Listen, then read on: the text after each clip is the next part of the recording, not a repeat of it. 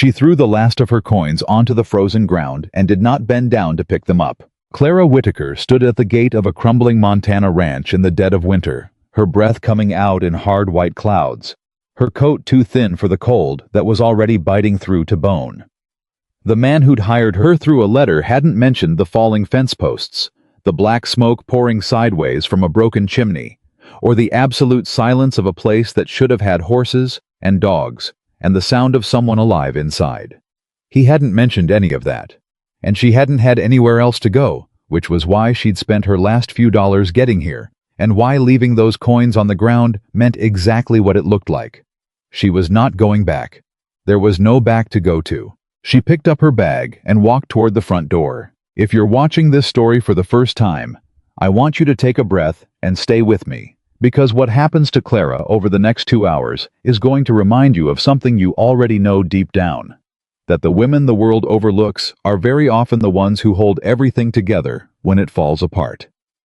If this story speaks to you, please subscribe to the channel, hit that notification bell so you never miss what we put out, and drop a comment below telling me what city or state you're watching from. I genuinely want to know how far this story has traveled.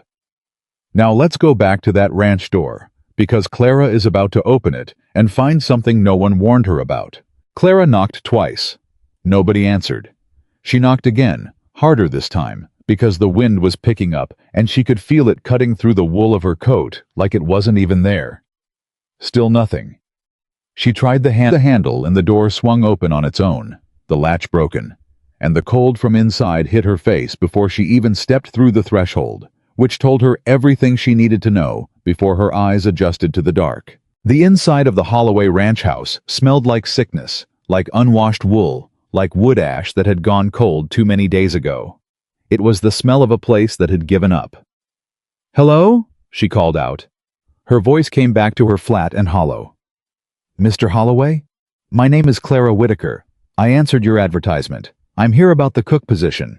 There was a sound from the far side of the room. Not a word, not a response, just a sound. A low, wet cough, followed by the creak of something shifting weight. Clara moved toward it. She found Wyatt Holloway on a cot that had been dragged close to the fireplace, which held nothing but a mound of pale ash and a few blackened logs that hadn't seen a match in at least 2 days. He was bundled in a wool blanket and a canvas coat on top of that, and even so, she could see the tremors moving through him from where she stood. His face was gaunt. His lips were cracked. One hand was resting across his chest, like he'd placed it there for comfort and didn't have the energy to move it again. He looked like a man who had already started saying goodbye. He opened his eyes when she came close, and they were pale gray and fever bright, and for a moment he just looked at her, the way a person looks at something they aren't sure is real. "You're the cook," he said. It wasn't a question. His voice was so rough it sounded like it cost him something to use it. "I am," she said. "Clara Whitaker. I've been traveling 2 days to get here, Mr. Holloway, and if you were going to write to someone about a cook position, you might have mentioned the chimney was broken and the fire was out." Something moved across his face. It might have been embarrassment. It might have been the fever. He said, "I didn't know it was that bad." "How long have you been lying on that cot?"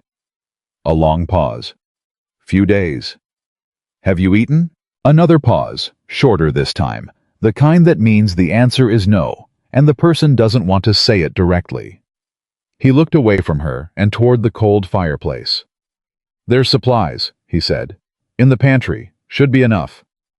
Clara set her bag down on the floor next to the cot, took off her coat and said, "I'm going to look at the pantry. I'm going to find wood for this fire. And then I'm going to cook something, Mr. Holloway, and you're going to eat it. Are we agreed?" He looked back at her then. The fever-bright eyes moved over her face, and then down, taking in the full weight and breadth of her, the wide set of her shoulders, the solid heft of her, the plain dress she'd worn because it was warm and she'd known she'd be working. She had been looked at that way before, measured and found to be too much of something, too wide, too heavy, too present in her own body. She was used to that particular kind of assessment. But what came back across Wyatt Holloway's face was not what she expected. It wasn't dismissal. It wasn't the slow, faintly contemptuous appraisal she'd gotten from half the men who'd ever interviewed her for a cooking post. He just said, "Yes, ma'am, I reckon we are." The pantry was worse than she'd expected, and better than it could have been. There was flour, though not much of it. Maybe 3 pounds, sifted badly, and starting to go stale at the edges of the sack. There were dried beans, 2 kinds, black and pinto, in jars that had been sealed well enough that they were still good. There was salt, which mattered more than most people understood. There was a crock of lard that had gone slightly rancid on top, but was fine underneath. There were 3 dried onions, hard as wood, and what looked like a half string of dried chili peppers hanging from a nail. There was a tin of molasses, nearly empty. There were 4 eggs in a bowl near the window, cold enough that they'd kept. There were old carrots, soft and wrinkled, but not yet rotten. And in the far corner of the shelf, wrapped in cloth, there was a small piece of salt pork that someone had cured themselves, dried down to something that would last a winter if you used it right. Clara stood in the pantry doorway and looked at what she had to work with. She had fed people on less. She had fed her brothers on nothing but watery broth and cornbread when the money ran out and their mother was sick and there was no one else to do it. She had cooked in church kitchens for harvest dinners, where the donations ran low, and you had to make what little you had stretch far enough to fill a room full of hungry people who were trying not to show how hungry they were. She knew what to do with this pantry. She found the woodpile out back, covered with a tarp that had half blown off in the wind. She made 3 trips, carrying as much as she could manage in her arms, and she got the fire going with the patience and efficiency of someone who had been starting fires in difficult conditions since she was 9 years old. She built it up slow, fed it right, and within 20 minutes, the fireplace was throwing real heat into the room for the first time in days. She heard Wyatt exhale from the cot. Just a small sound, like something in him relaxing that had been held tight for too long. She put water on to boil. She took the salt pork and sliced it thin, rendered it down in the iron skillet, and used the fat to soften the onions until they were sweet and golden. She added the carrots, cut small enough to cook fast. She added the beans she'd soaked briefly in hot water to speed them along. She seasoned everything with the salt and the dried peppers, careful about the amounts because she didn't know yet how the man's stomach would be after days of not eating, and the last thing she needed was to overwhelm a sick body with too much heat.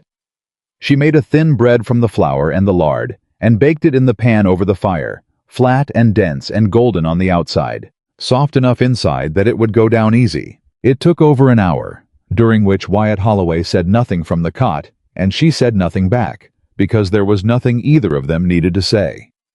The fire was talking. The food was talking. The smell of something warm and spreading through a house that had been cold and empty for too long. That was doing all the communicating that needed to happen right then. When she brought the bowl over and sat down on the stool beside the cot, he tried to push himself up to sitting and couldn't quite manage it on the first attempt. She didn't reach out immediately. She let him try again, because she'd known enough proud men to understand that some of them needed to be given the chance to fail before they'd accept help. He tried again. His arms were shaking with the effort. "Mr. Holloway," she said quietly, "let me help you sit up." This time he didn't argue. She put her arm behind his shoulders, took his weight, and he was lighter than she'd expected. Even a man his size, the fever and the days of no food having already burned through whatever reserves he'd had, and got him upright against the wall. She put the bowl in his hands, and he looked down at it for a moment before he looked up at her. "Smells like something," he said. "It is something," she said. "It's not fancy, Mr. Holloway.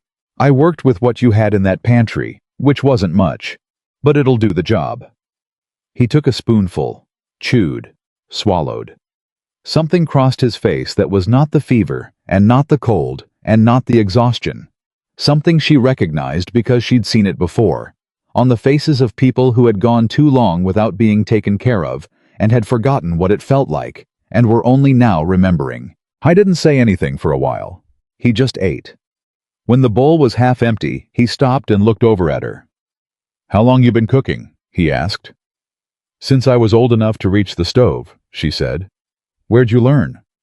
"My mother, and then necessity." He nodded, like he understood necessity, which she suspected he did. He took another few bites, slower now. His body.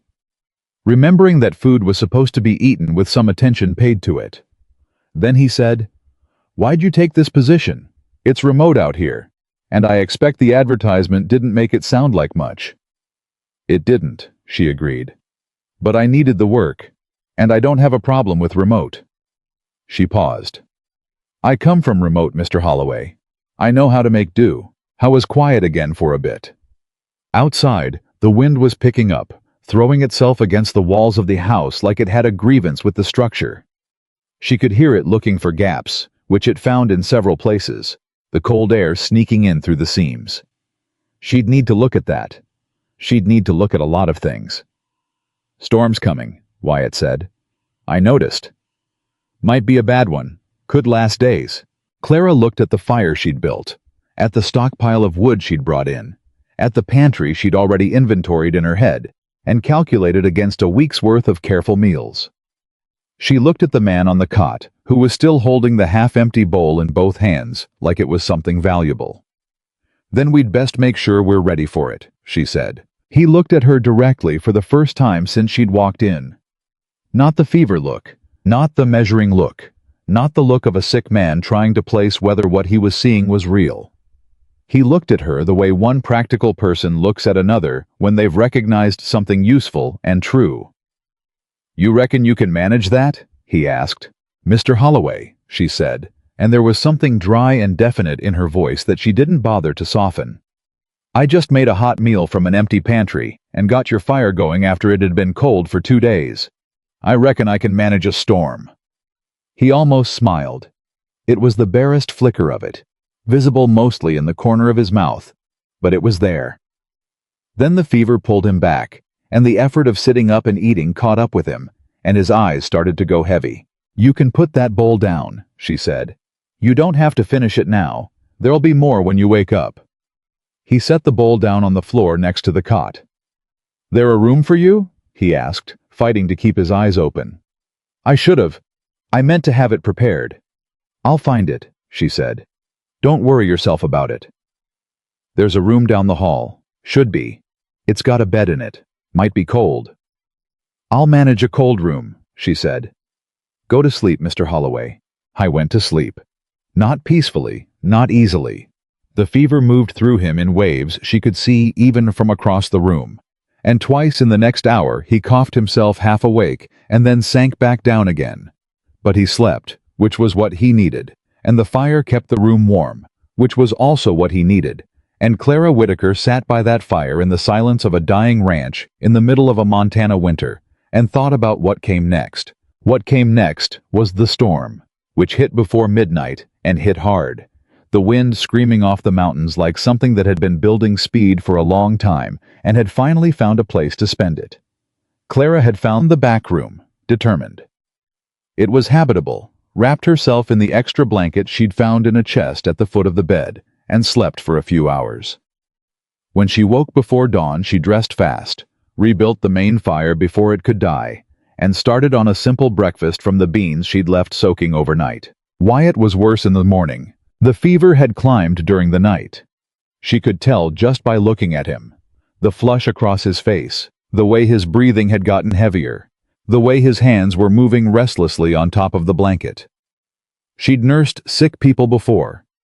She'd nursed her youngest brother through a fever that had lasted a week and frightened her mother into spending money they didn't have on a doctor who'd come out and said there wasn't much he could do that they weren't already doing. She knew the signs of a fever going the wrong direction. She put cold water from the pump, cold from the storm, colder than the air, on a cloth and laid it across his forehead, which brought him partially awake. "What?" he started. "Fever's up," she said. "Don't try to move. You're staying on that cot."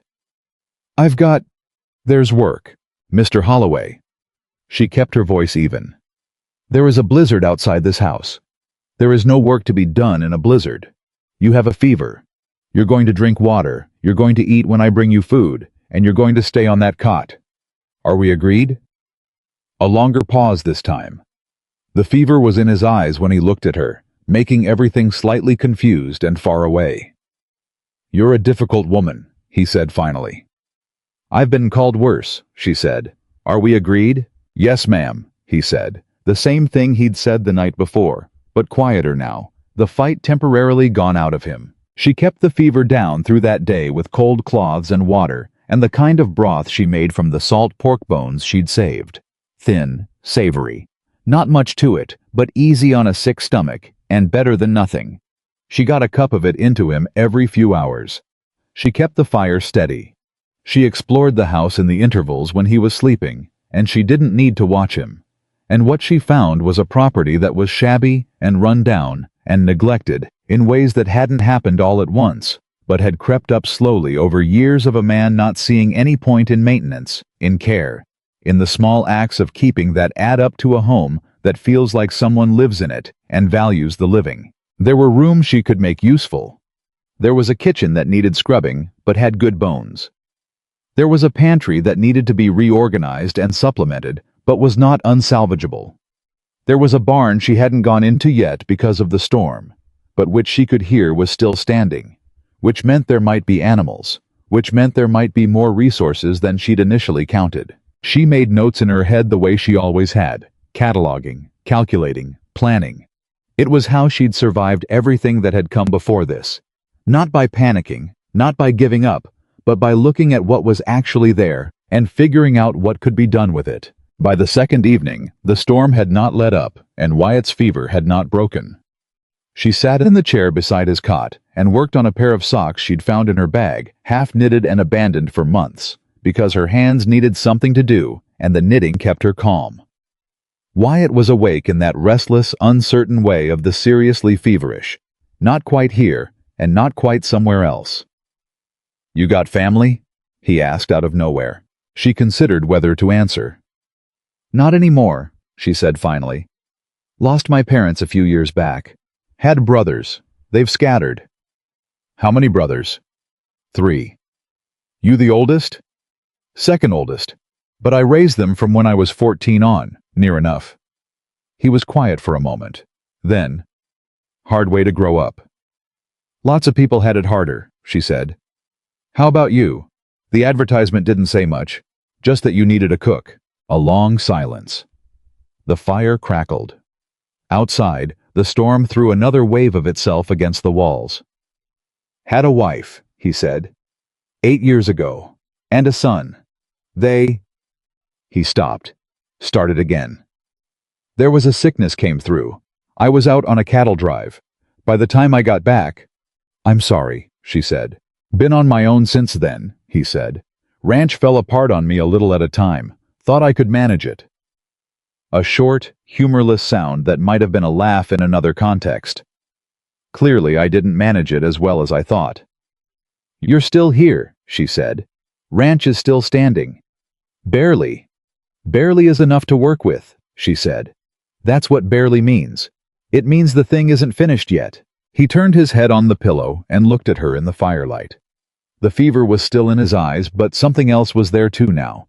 Something that was paying attention more carefully than a very sick man should have been able to. "Why'd you stay?" he asked. "When you came in and saw what this place looked like, how bad it was, why didn't you just turn around and leave?" Clara kept her eyes on the knitting for a moment before she answered. "I told you," she said.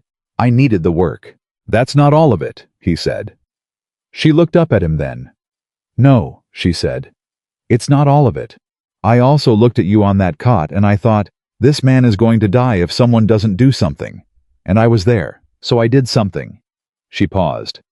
"I don't think that requires a lot of explanation, Mr. Holloway." "Wyatt," he said. She looked at him. "If you're going to be talking to me like that and keeping me alive and all," he said, "you might as well call me Wyatt." "All right," she said. "Wyatt, go to sleep. The fever needs rest more than it needs conversation." He closed his eyes. After a moment, "Clara." "Yes." "Thank you."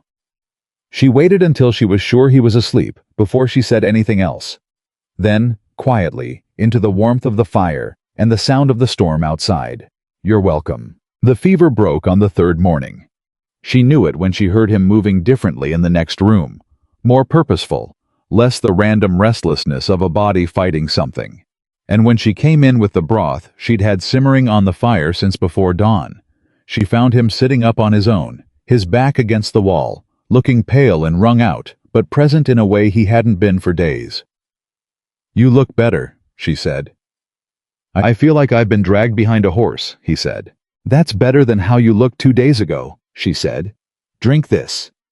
He took the cup, drank, made a face that was not displeasure, but rather the face of a man who has been sick long enough that even good things taste strange. "Storm's let up some," he said. "I can hear it." "It has," she said. "Still cold, but the worst of it's past. I need to check the barn." "I already did," she said. He looked at her. This morning, before you were awake." She sat down in the chair. "You've got 2 horses, both sound, a little thin, but nothing that won't come back with regular feeding. There are chickens. 6 of them. 2 didn't make it through the storm, the other 4 are fine. There's a milk cow who is considerably unhappy with the recent state of affairs, but who I have addressed." Wyatt stared at her for a moment. "You know how to milk a cow? I grew up on a farm, Wyatt. I know how to do most things that need doing on one." She paused. "I also found a root cellar behind the barn that I suspect you had forgotten about, because it had a layer of snow over the door, and it took me some effort to get it open. There are preserved vegetables in there. Beets, turnips, some potatoes. They've kept well." He kept staring at her. Something was moving across his face that she couldn't quite read. "You've been out there working since before dawn," he said. It wasn't quite a question. "There was work to be done," she said. "In the cold, by yourself." "It's not the first time I've worked in the cold by myself," she said, and her voice was patient but final in the way of a woman who was not going to apologize for being competent. He shook his head slowly. Not in disagreement or disbelief. More like a man recalibrating something, adjusting his understanding of the situation he was in. "Clara," he said. "Yes. I didn't hire you to run the ranch." "No," she agreed. "You hired me to cook. But the ranch is connected to the kitchen, Wyatt. If the animals aren't fed, there's nothing to cook. If the root cellar stays buried under snow, there's food going to waste. And if you die of fever, there's nobody to pay me." She raised an eyebrow at him. "So I have practical reasons for keeping everything running." He opened his mouth, closed it. A long pause. Then, "That's a very practical way of looking at it." "I'm a practical woman. I'm beginning to see that," he said. And then, after another pause, quieter, "I'm also beginning to think I may have underestimated what I was getting when I wrote that advertisement." Clara picked up the empty cup from where he'd set it on his knee. "You needed a cook," she said. "You've got one. Now, are you going to be strong enough to sit at the actual table for supper tonight, or do I need to keep bringing things over to that cot?" He straightened up slightly. "I'll be at the table," he said, with a degree of dignity that made something in her chest feel unexpectedly soft, the particular kind of softness that comes from seeing a proud person try their best. "Good," she said. "I'll make something decent. We've got more to work with now that I've found the root cellar." She was halfway to the kitchen when he called after her. "Clara?" She stopped. "The position," he said. "You came here not knowing what you were walking into, and what you walked into was—" He paused.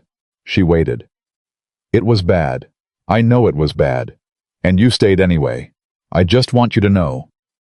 Another pause, longer. "The pay'll be what I said in the advertisement. And you've earned more than that already." She turned back to look at him. He was sitting on the cot with the blanket still around his shoulders and the pallor of a man who'd been very sick still on his face, and he was looking at her with those pale gray eyes that weren't fever-bright anymore, just steady and direct and serious. "Thank you," she said. "I'll keep that in mind." She went into the kitchen. She found the iron skillet and the Dutch oven and the supplies she'd gathered, and she began to plan what to make from the potatoes and beets she'd brought up from the root cellar, from the chicken she could now spare, since she had 4 of them, and 2 had been saved from the storm's losses. She moved through the kitchen with the ease of a woman entirely in her element, and if she was thinking about more than just the supper, if she was thinking about the man in the other room, and the way he'd looked at her, and the things he'd said about his wife and son, and the 8 years he'd been alone, and the ranch that was falling apart around him for reasons that weren't entirely his fault. She kept those thoughts to herself, where she'd learned a long time ago was the safest place to keep things until you knew what they actually were. She put the potatoes on to boil. She salted the water carefully. She got the fire to the right level and held it there with the knowledge of long practice. Outside, the last of the blizzard moved on, and the sky over Montana went pale and clean and very, very cold. And inside the Holloway ranch house, for the first time in longer than anyone had kept track of, something was cooking on the stove. 3 days after the fever broke, Wyatt Holloway walked out to his own barn under his own power and assessed the damage the storm had done with the clear eyes of a man who had come back from somewhere and was not quite sure yet how far he'd come or what he'd find when he looked clearly at the world around him. Clara watched from the house without watching. She had a way of doing that, of keeping track of things without making a show of it. And when he came back in, his expression was the complex, layered expression of a man who has just looked at something true and sobering and is deciding what to do with the truth. "What is it?" she asked. He hung his coat on the hook by the door and stood for a moment with his back to her. "Fence line on the north side's down," he said. "Storm took it, which means whoever's been eyeing my eastern pasture since last fall is about to have an easier time of it." "Someone's been eyeing your eastern pasture?" He turned around. His face was careful. "A man named Marcus Vale," he said. "He's been making offers on this land for 2 years. When I turn him down, he has a way of... Things happen. Small things at first. Strayed cattle that shouldn't have strayed. A water contract that didn't come through the way it was supposed to. A couple of workers who up and quit without any good reason I could find." Clara set down the spoon she'd been holding. "He's been making things difficult for you on purpose," she said. "That's my reading of it," Wyatt said. "Can't prove it, just... it adds up a certain way when you put it all together." "What does he want with the land?" "More than he's saying, that's for certain." He moved to the table and sat down heavily. "The land looks like it's not worth much. Dry in summer, hard in winter, not the best grazing. But Vale's a man who doesn't spend his time on things that aren't worth something to him. And he's spent considerable time on this particular piece." Clara was quiet for a moment, thinking. Then she said, "The root cellar I found behind the barn." He looked up. "I had to dig it out from under 2 feet of snow," she said. "And when I got it open, there were shelves. Not just root vegetable shelves. There were shelves that looked like they'd held other things. Heavy things. Things in boxes or crates. The marks were still in the wood." She paused. "Have you ever had that cellar properly surveyed? Looked at what's underneath it?" Wyatt's expression shifted. It was a small shift, the kind that happens when a thought connects to another thought that's been waiting for it. "That cellar was my grandfather's," he said slowly. "He homesteaded this land. He never talked much about the early years, just that the land was good and worth keeping." "Grandfathers sometimes know things they don't say," Clara said. "That's true of most people," he said. She looked at him steadily. "Whatever Vale wants with this land, it's more than the land's visible worth. That means there's something here you don't know about yet." She picked the spoon back up. "Which means before you worry about the fence line and the eastern pasture, you need to figure out what that something is." He stared at her. "You've been here 6 days," he said. "Yes, and you've already figured out that the man trying to take my ranch is after something specific that I haven't identified yet." "I haven't figured it out," she said. "I've just asked the question. There's a difference. Figuring it out takes longer." She turned back to the stove. "Eat first. Think after. You're still not fully recovered, and you're no use to yourself or your land if you wear yourself out before you're back to strength." There was a silence behind her that she'd already learned, in 6 days, was the particular silence of Wyatt Holloway, choosing not to argue with something because he'd recognized it was right. It was a different silence from the silence of a man who was giving in. It had a certain quality to it, a deliberate stillness that was actually a form of agreement. "All right," he said finally. "We eat first." She put the food on the table. They ate together, and they talked. Not about Marcus Vale, not about the fence line or the root cellar, or the mysterious worth of land that looked worthless. They talked about small things, the way two people begin to talk when they are cautiously learning the shape of each other's thoughts. He told her about the cattle drive he'd been on when his family died, and the way he'd known something was wrong before he got home. The particular feeling of dread that had no explanation you could point to. She told him about the winter she was 14, and her father had broken his leg, and she'd run the farm with her brothers for 4 months, while her mother nursed him back to health, and how she'd been terrified the whole time, and had decided early on that terrified was not a productive state to stay in, so she'd simply set it aside and done what needed doing. "You just set it aside," he said, in a tone that was not skeptical, but rather deeply curious, like it was something you could put down. "Not forever," she said. "You can't put fear down forever, but you can put it down long enough to get the work done. Then you pick it up later when you have time for it." He considered that for a long moment. "I never learned how to do that," he said. "I just carried it." "Most men do," she said, and there was no judgment in it, just observation. Is that a problem? Carrying it?" "It's a problem when it gets so heavy it puts you on a cot for days with a fever and a house that's gone cold," she said quietly. "Yes, Wyatt. Carrying everything alone until it breaks you. That's a problem." He looked at his plate. She thought for a moment she'd gone too far, said too direct a thing to a man who was proud in the particular, fragile way of someone who'd held himself together through sheer will for a long time. But then he looked up, and he said, "Yeah, I expect that's right." She nodded once. They finished supper. The fire burned steady, and the house was warm, and outside the Montana night settled down over the prairie like it meant to stay a while, which it did, because February in that part of the world did not hurry for anyone.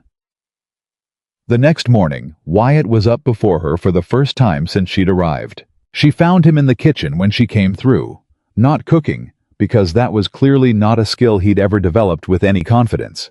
But he'd gotten the fire going and put water on to heat, and he was standing at the window looking out at the gray morning light with his coffee cup in his hand, and an expression that was something other than the one she'd been watching on his face since she arrived. He looked like a man who had decided something during the night. "Morning," he said, without turning around. "Morning," she said. She went to the stove and began pulling out what she needed for breakfast. "I need to ride out to the north fence today," he said. "Assess the damage properly, and I need to stop in at Tom Briggs's place. He's the nearest neighbor. He'd know if Vale's been making moves recently." "You sure you're strong enough to ride?" "I'm sure I'm too stubborn not to," he said, which was a different thing, but which she accepted as the answer it was. "I'll have breakfast ready in 20 minutes, she said. "You'll eat before you go." "That wasn't a question," she said, into the silence that followed. "No," he agreed.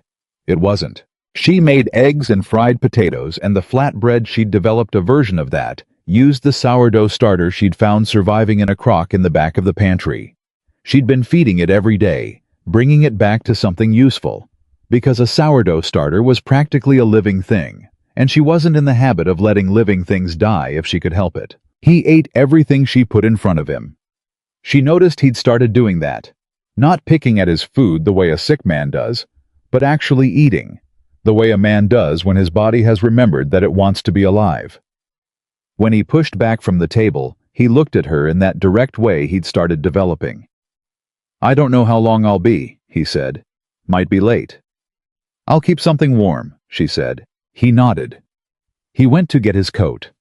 She could hear him moving through the house, deliberate and purposeful, and then the sound of the front door opening and closing, and then the sound of boots on the porch steps, and then the sound of the barn, and then nothing but the ranch settling around her in the quiet of a winter morning, and the fire she'd built, and the sourdough she was tending, and the 1,000 small things she'd already identified that needed doing. Clara Whitaker stood in the kitchen of a dying ranch that she was very slowly beginning to bring back to life, and she listened to the sound of a man riding out onto his own land for the first time in too long, and she thought about root cellars and what might be underneath them, and she thought about men who carried too much alone, and she thought about how far she'd come and why she'd stayed, and she kept her hands moving through the work because that was how she thought best. with her hands in motion, with something being made, with the practical world giving shape to whatever else was happening around and beneath it. She had nowhere else to be, and the work here was far from done. Wyatt came back later than she expected. Clara heard the horse before she heard anything else. The particular sound of hooves on frozen ground coming in fast, too fast for a man who'd ridden out calm and deliberate that morning. She was at the stove when she heard it, and something in the rhythm of those hoofbeats made her set down the ladle without thinking about it and move toward the front window. He came through the barn door and didn't take his usual time. 5 minutes later, he was through the front door of the house, and the cold came in with him like a third person, and his face. She saw his face before he said a single word and knew that whatever Tom Briggs had told him was not small. "Sit down," she said. "I don't need to sit down." "Wyatt." He stopped in the middle of the room. His jaw was tight. His hands were at his sides, and the right one was making a slow, controlled fist, the way a man's hand does when he is working very hard to keep himself from putting it through something. She had seen that particular hand gesture before, on her oldest brother, and she had learned with him that the worst thing you could do in that moment was push. She got the coffee off the stove and poured it and set it on the table. She sat down. She waited. He stood there for another 30 seconds. Then he came to the table and sat across from her and wrapped both hands around the cup without drinking from it. "Vale's called in a debt," he said. She kept her face still. "What debt?" "3 years ago I borrowed against the property. It was a short-term note, the kind you take when you're trying to make payroll, and the cattle sale didn't come through the way you planned. The lender was a man named Hodges, over in Billings. Legitimate enough. I checked him out at the time." He paused. "Tom told me today that Hodges sold that note 6 months ago. Sold it to Marcus Vale." Clara felt the weight of that land. "Vale owns your debt now," she said. "And he's calling it due," Wyatt said. Tom heard it from the man at the land office. "Vale sent word 3 days ago. I've got 60 days. "How much?" He told her the number. It wasn't a number that killed her immediately. It wasn't a number so large that all hope went out of the room, but it was a number that, for a ranch that had been running thin for years and had just come through a winter that had cost it 2 chickens and a stretch of north fence, was not a number that appeared out of anywhere naturally. It was a number that required something that the ranch didn't currently have. 60 days, she said. 60 days, he said. And then, with a flatness in his voice that was more frightening than anger would have been, "He's been waiting. Tom thinks he's been waiting since he bought the note. Waiting for something to push me over. A bad winter, a sick season, anything. And now he's decided to stop waiting." "Why now?" Clara said. Wyatt looked up at her. "Why now?" she said again. "What changed? He had this note for 6 months. He could have called it any time. Why is he calling it now, in the middle of February, after a blizzard, when you've been sick?" A pause. "Someone told him," Wyatt said slowly. "Someone told him I was down." The room was very quiet. "Do you know who works for Vale?" she asked. "In town or nearby? Men who might carry information?" "There's a man named Dent who does Vale's outside work," Wyatt said. "He comes through Hardwick 3-4 times a year, asks questions, buys drinks for people who like to talk." He paused. "And there's been a hand on the Miller property, east of here. I never trusted him, something about the way he watched my fence line whenever I rode past." "Then Vale knows the state of this property," Clara said. "He knew about the storm damage. He might have known about your fever." She kept her voice steady. "He timed this, Wyatt.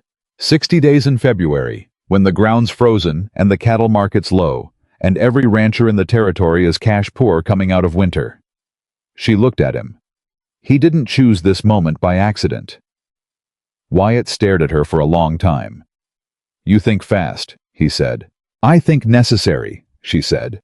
"There's a difference." She folded her hands on the table. "What does Tom Briggs say? Is he any position to help? Are there other neighbors who have a stake in Vale not taking this land?" "Tom's got his own trouble, but he's loyal. He'd do what he could." Wyatt shook his head. "The others, I don't know. I haven't been much of a neighbor these past few years. I pulled away. Easier than explaining what was happening to the ranch. Pride, Clara said, not unkindly. He met her eyes. Pride, he admitted. Well, she said. That's done now. You can't afford it anymore. She stood up and went back to the stove, because she needed to keep her hands moving while she thought, and the supper needed finishing. Tell me everything you know about Marcus Vale.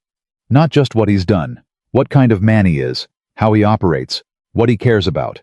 Wyatt talked while she cooked, and she listened the way she always listened, completely, without interrupting, picking up the things that mattered, and setting aside the things that didn't. Vale was a landman, not a cattleman. He'd come into the territory 8 years ago with money from somewhere back east, and he'd spent it buying up parcels that looked marginal and turning them to profit by means that were never quite illegal but never quite clean either. He had a lawyer in Billings and another one in Helena. He attended church in Hardwick when he came through, and he was charming to the women and respectful to the older men, and he had a way of making himself seem like the reasonable party in any dispute. What does he do with the land after he buys it? Clara asked. Sells it mostly, sometimes develops it. Wyatt paused. There was one parcel 3 years back, the Carver place, east of town, that he bought for almost nothing and then sold 6 months later for 3 times what he paid. Nobody understood that one. The land wasn't better than when he bought it. Nothing had changed. Except something had, Clara said. Something nobody else was looking at. She put the food on the table and sat back down. They ate in the particular silence of two people who are thinking hard about the same problem from slightly different angles, and she was aware, not for the first time, of how strange and immediate this felt. This sitting across a table from a man she'd known less than 2 weeks and thinking alongside him as if they'd been doing it for years. The root cellar, she said. He looked up. I keep coming back to it, she said. Vale wants something that's on this land. The root cellar had shelves that held something heavy. Your grandfather homesteaded this land and didn't talk about the early years. She set down her fork. Wyatt, what do you know about what your grandfather found when he first broke this ground? A long silence. Something was moving through his expression. Not recognition exactly, but the shadow of recognition. The feeling of a thought that's been waiting for the right question to attach itself to. There were stories, he said slowly. When I was a boy, he'd had a drink or two, he'd say things, about the land being richer than it looked, about there being a time before he filed the claim when he'd found something that made him sure. He paused. I always thought it was old man talk, the way men embroider things when they get old. What kind of something? Clara asked. He never said exactly. Wyatt set down his own fork. But he used to say, and I hadn't thought about this in years. He used to say, boy, a man doesn't need to go prospecting in the mountains when the mountains have already come to him. The room went still. Clara looked at him steadily. Wyatt, she said, when was the last time you looked at what's underneath that root cellar? I've never looked, he said. I didn't know there was anything to look at. There might not be, she said. But Vale seems to think there is. And Vale is not a man who spends money on mistakes. She stood up and began clearing the table. Tomorrow morning, before you do anything else, we're going to open that root cellar and look at what's underneath it. He was already pushing back his chair. We can do it tonight. You rode hard today after 2 days off a sickbed, she said. You need sleep. The cellar will keep one more night, and whatever's in it is better found by 2 people who can think clearly. She looked at him over her shoulder. Sit back down, Wyatt. He sat back down. She was beginning to understand that this was how it worked with him. Not that he was a man who took orders, because he absolutely was not. And any woman who tried to order Wyatt Holloway around was going to find herself alone in that endeavor very quickly. But he was a man who respected logic delivered plainly, without ornamentation or apology, and who was capable of recognizing when someone else's judgment on a particular matter was worth deferring to. It was more than she could have said for most men she'd known. That night, she lay in the cold back room and listened to the quiet of the ranch and thought about root cellars and 60 days and a man named Marcus Vale, who had positioned himself very precisely to take something he wanted and had waited for the right moment and seemed to have decided that the right moment was now. She thought about what she knew, which was not enough. She thought about what she suspected, which was more. And she thought about what she would need to do, which was more still. She had come here to cook.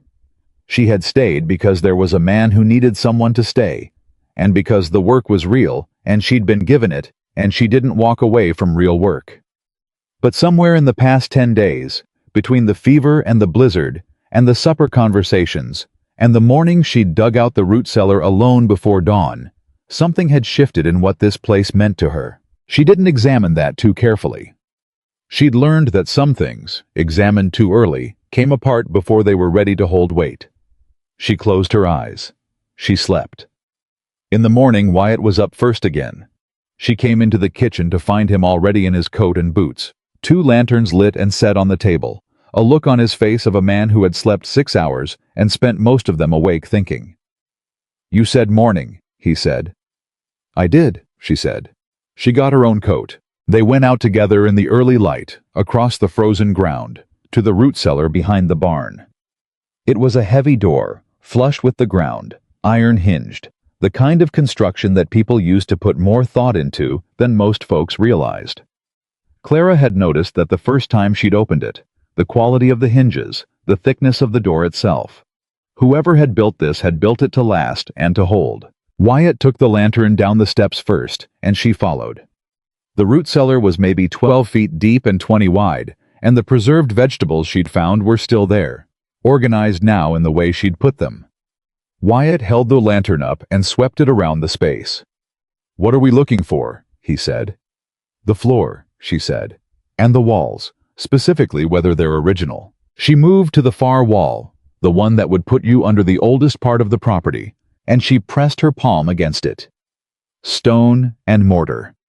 She worked along it, pressing, listening. Then she got to a section where the mortar was different, newer, or rather differently done, smoother, more deliberate. And she pressed there, and felt something she hadn't felt in the rest of the wall. Give. Just a fraction. But give. "Wyatt," she said quietly. "Bring the light here." He came. He held the lantern close to where her hand was. In the better light she could see what she'd felt. A seam, barely visible, running in a rough rectangle about 3 feet wide and 4 feet tall. Not a crack. A join. A door. "This was put here after the original wall," she said. Wyatt reached past her and pressed his own hand against the seam. He found the edge of it and worked his fingers in, and she stepped back and let him do it, because some things need to be a man's own discovery, and this was one of them. He worked at it for a full minute, methodical, and then something released, and the section of wall swung inward, heavy and resistant, on a hinge that had been built into the stone. Beyond it was a narrow passage, maybe 3 feet wide, going back into darkness. Neither of them spoke. Wyatt held the lantern in, and they could see it go back maybe 15 feet before the light gave out. He looked at her. She looked at him. "Your grandfather built this," she said. "Or found it," he said. His voice had a quality she hadn't heard in it before. The land was Crow territory before he homesteaded. There were old workings in some of these hills, old mines, before the official rush. I went in first. She followed. The passage was old, older than the root cellar, older than the house, older than Wyatt's grandfather. And what they found at the end of it, in the small chamber that opened up from the narrow tunnel, was not gold, not silver, not a motherlode of anything that would have made a man rich overnight. It was a vein, narrow but real, running through the rock face at the back of the chamber, and even in the lantern light it caught and threw back something that was not nothing. And below it, on a natural ledge of rock, there were remnants of work that someone had done a long time ago. Tools, mostly rusted beyond use, a wooden crate that had gone to rot but whose contents had been something else, and a journal, leather-bound, that had somehow survived in the cold, dry dark. Wyatt picked up the journal. He opened it carefully. The handwriting inside was his grandfather's. She could tell that from the way he went still when he saw it, the absolute stillness of recognition. He read in silence for a long time. Then he said quietly, to the stone walls and the lantern light and the old dark. He knew the whole time. "What does it say?" she asked. He found this vein the first year he was here, Wyatt said.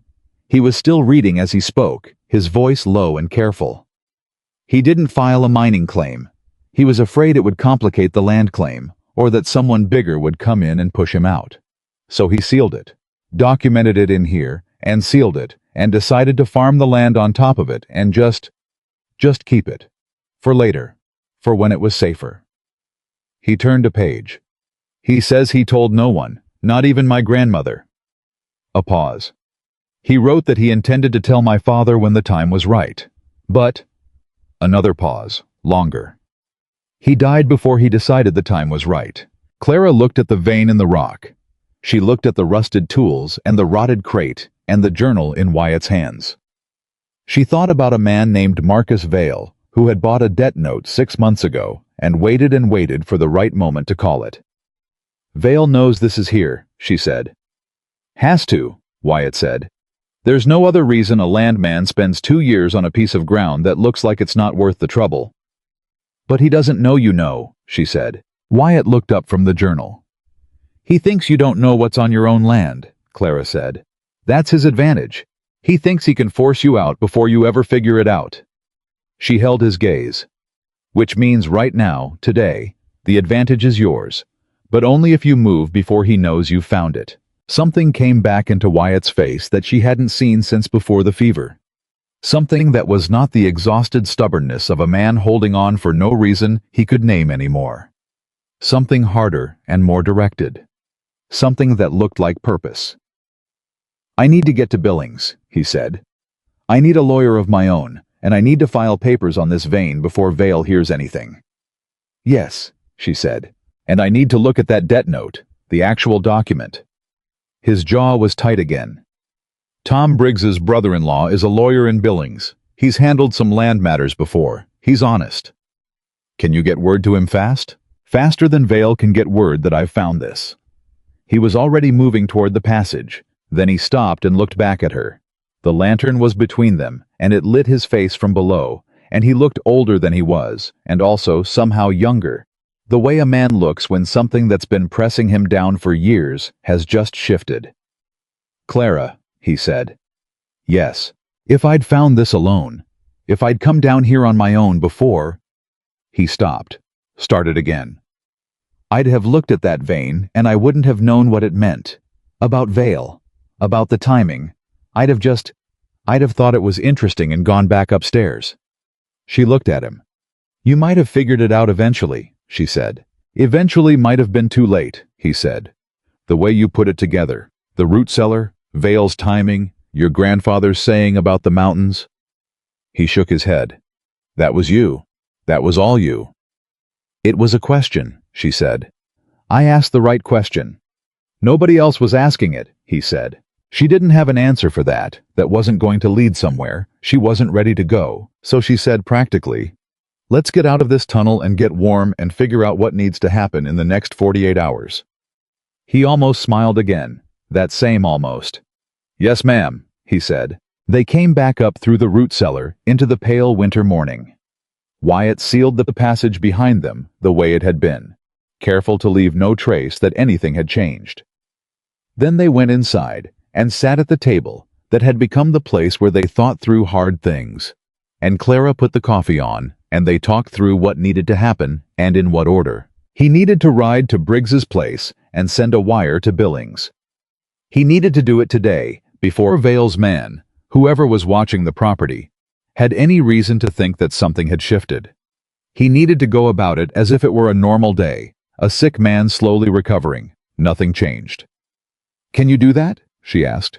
Go about it normally? I can try.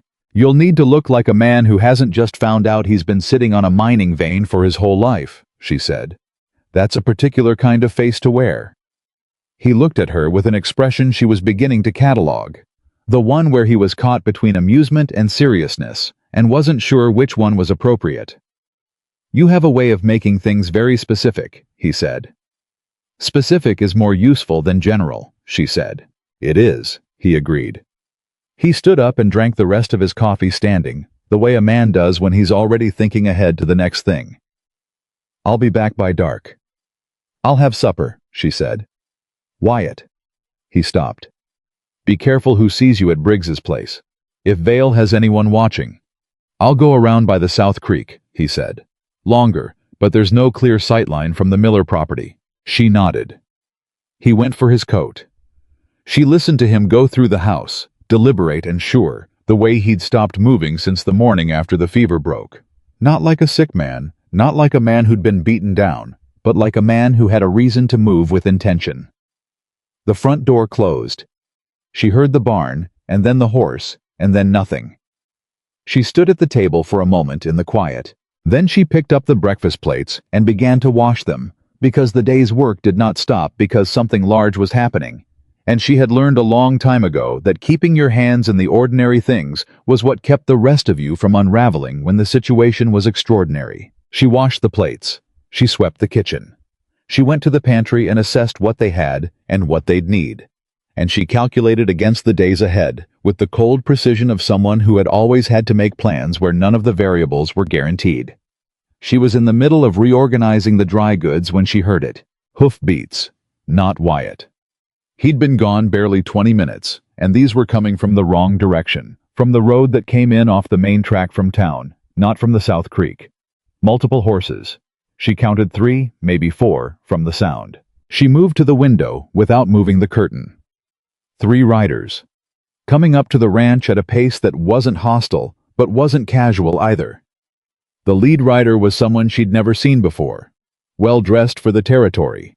A coat that cost more than most working ranchers spent in a month, and a way of sitting his horse that said he was comfortable with the authority of being in front. The other 2 were working men. The kind who are paid to be large and present. She stepped back from the window. Marcus Vale had come to call. She had maybe 2 minutes before they knocked. She thought through what she knew about Vale, and what he knew about this ranch, and what he didn't know yet, and what she could and could not afford to let him find out from her face. She straightened her dress. She smoothed her hair. She went to the front door, and she opened it before they knocked, because opening a door before someone knocks on it is a statement about who is in charge of a threshold. The lead rider had dismounted. He was younger than she'd expected. Mid-40s, not unpleasant looking, with a practiced pleasantness in his face that she recognized immediately as a tool rather than a disposition. He took his hat off when he saw her. "Good morning, ma'am," he said. "Marcus Vale. I was hoping to speak with Mr. Holloway." "Mr. Holloway isn't here," she said. Her voice was even and unsurprised and entirely polite. "He rode out this morning to check his north fence line. I'm not certain when he'll be back. I'm the cook, Clara Whitaker." Vale smiled. It was a good smile, well practiced. "I see. Well, Miss Whitaker, perhaps you could pass a message on for me." "Of course," she said, and leaned against the doorframe in a way that was polite, but that made it clear she was not inviting anyone inside. "What message would you like me to pass?" "Just that I called," he said, "and that I'd appreciate a conversation at his earliest convenience. I have a business matter I believe would be of mutual interest to discuss." He paused, and in the pause he was looking past her, looking at the house, assessing. She could feel him doing it the way you can feel a hand checking your pockets. "The ranch looks better than I expected," he said, with a casualness that wasn't casual. "I heard Mr. Holloway had been unwell." "He's recovered," she said. "It's remarkable what regular meals and a working fire can do for a man." Vale's eyes came back to her face. The smile didn't change, but something behind it did. A small recalibration, barely visible. The kind that happens when a person has walked into a room expecting one thing and found another. "Indeed," he said. "Well, please do pass along my message." "I will," she said. "Good morning, Mr. Vale." She held his gaze until he looked away first. He tipped his hat, put it back on, and remounted. She stood in the doorway and watched them ride out.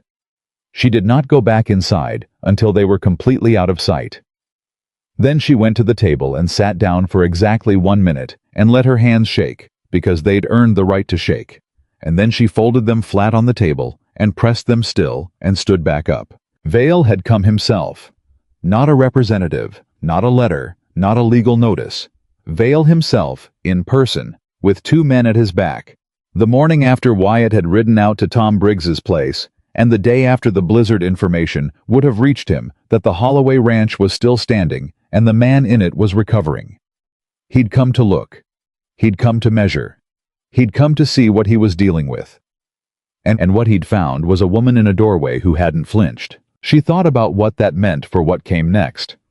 She thought about it hard, turning it over the way she turned difficult problems, looking for the angle that wasn't obvious. The thing that the situation was trying to tell you if you were willing to listen carefully enough. Vale didn't know about the vein. He suspected it. He'd bought the debt and positioned himself to take the land. But he hadn't verified it. He'd never been inside that root cellar. He'd been applying pressure from the outside, waiting for Wyatt to fall so he could come in and find what he was looking for in land he owned free and clear.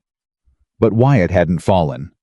And now there was a woman in the doorway who looked him in the eye and didn't blink. That was going to change his calculations. She didn't know yet in which direction. She started on the midday meal with quick, economical movements. She kept one part of her mind on the food and the other part on Vale, turning over what she knew about men like him, men who used charm and legal tools and patience as weapons, men who rarely made their moves without knowing the ground they were moving on, men who did not come calling in person without a reason. He'd wanted to see the ranch. He'd wanted to see Wyatt or gauge his absence. What he'd seen instead was her. She hoped she'd given him something confusing to think about. Confusion bought time. Time was what they needed. By the time Wyatt rode back in, well before dark, earlier than she'd expected, she had the midday meal still warm and a decision made about how to tell him what had happened. Not softened, because he didn't need soft. Not alarmed, because alarm wasn't useful. Just the facts in the order they mattered. The way you told a practical person a practical and serious thing. He came through the door and read her face before she said a word. "What happened?" he said. "Vale came," she said. "About an hour after you left, in person, with 2 men. Every muscle in his body went rigid. I told him you were out checking the north fence," she said. "I told him you were recovered. I did not invite him in. He left a message that he wanted to speak with you at your earliest convenience about a matter of mutual interest." She paused. He looked at the ranch. He was trying to assess the situation. Wyatt was very still. "He came himself," he said. "Yes. That means he's—" He stopped. "It means he's impatient," she said. "Or worried, or both." She met his eyes. "Did you reach Briggs? Did you get the wire out?" "Wire's sent," he said. "Tom's brother-in-law will have it by this afternoon. He'll send a reply by tomorrow morning." He came to the table and sat, still in his coat. "What did Vale say exactly?" "Every word," she told him. "Every word." He listened with the focused stillness of a man running the information through several different kinds of calculations at once. "He said the ranch looked better than he expected," Wyatt said. "Yes." "Meaning someone had been telling him it looked bad." His voice was flat. "That's how I read it," she said. He put both hands on the table. "He has someone watching this place. Has had, probably since before I got sick." He looked up at her. "Clara, you held him at that door." "He didn't need to come inside," she said. "Most women would have—" He stopped himself. "Most people would have let him in, offered coffee, let him walk through the house and look at everything and assess the whole situation up close. He didn't need to do that," she said again. "And I didn't need him to do it, so he didn't." She said it simply, without pride, just as a plain accounting of what had happened. Wyatt looked at her for a long moment. Then he said, "I need you to understand something. This situation, Vale, the note, what we found this morning, it's going to get complicated. It might get dangerous. Not just difficult, but actually dangerous, if Vale decides that the legal approach isn't moving fast enough." He held her gaze. "You came here to cook. You didn't sign on for any of this." Clara looked back at him with the patience of a woman who had heard men tell her what she did and didn't sign on for, and had learned that this speech was usually delivered just before the moment when the man in question was about to ask her to do something large. "What do you need, Wyatt?" she said. He blinked. Then, "I need you to stay." "I'm staying," she said. I mean beyond the cooking. I need someone I can think with. Someone who can hold this end of things when I have to be moving. Someone Vale doesn't know how to account for, because he came here expecting a sick man and a falling ranch, and he found... He stopped. A woman who wouldn't let him through the door, she said. Yes, he said. That. She pulled out the chair across from him and sat down. Then I'll stay, she said. But we need to be clear about what we're doing. No half measures. No hoping Vale loses interest, because he won't. We find out what he knows and how he knows it. We secure that vein legally before he can make a move. And she paused. We figure out who his man is on this property, or near it, because we cannot keep making plans if someone is carrying our movements back to him. Wyatt nodded slowly. The rigidity in his body had changed into something else. Not relaxed, but directed. Purposeful.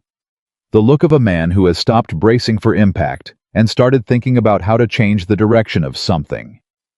Tom Briggs might know who Dent's been talking to, he said. I can ride out again tomorrow.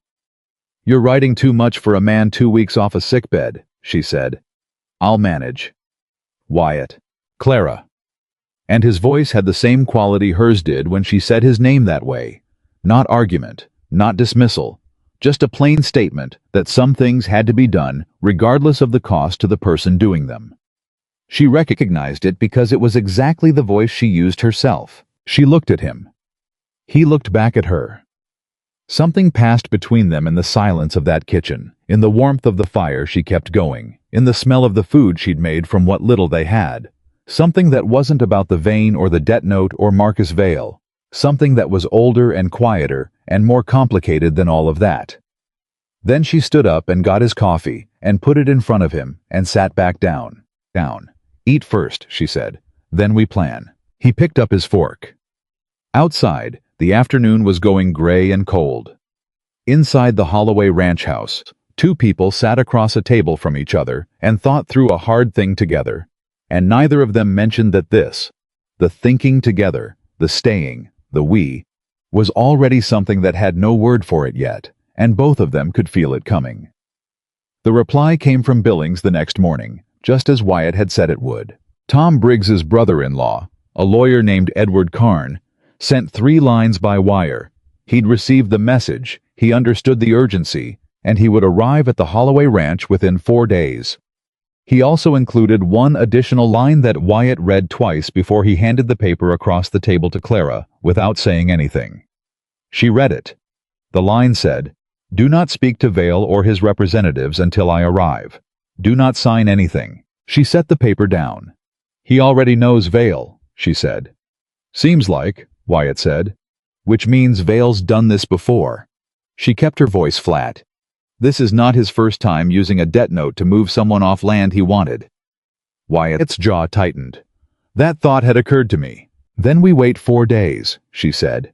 And in 4 days we tell Carney everything. The note, the vein, your grandfather's journal, Vale's visit. She folded the wire and handed it back to him. 4 days is manageable. 4 days is 4 days closer to 60, he said. I know the arithmetic, Wyatt. He looked at her. I know you do, he said, quieter. I'm not arguing with the plan. I just... He stopped. He had a way of stopping in the middle of certain sentences, not because he couldn't finish them, but because finishing them required saying something he wasn't sure yet how to say. She'd noticed this about him in the past week, the way he would get close to a thing and then pull back, not from cowardice, but from a kind of precision. He didn't want to say it wrong, so he waited until he could say it right. She had come to find this quality unexpectedly moving, though she kept that to herself where she kept most things. I know, she said. 4 days feels long, but it's what we have. He nodded. He folded the wire and put it in his coat pocket. Then, I'm writing to Briggs this morning anyway. Not for the lawyer, just to talk. I need to know who Vale's been running his information through, and Tom knows everyone in a 20-mile radius better than I do. Be careful, she said. You keep saying that. You keep giving me reason to, she said. He almost smiled. He went for his coat and his horse, and she listened to him leave, and then she turned back to the kitchen and the day's work and the particular discipline of not thinking too far ahead. when thinking too far ahead would only cost her sleep she needed. What she did instead was cook. She had been doing calculations all week. Careful, incremental calculations about the food stores and what could be made from them, and what needed to be supplemented, and how. The root cellar had bought them margin. The chickens had come back to laying now that they were being properly kept. The milk cow had forgiven her enough to cooperate without incident.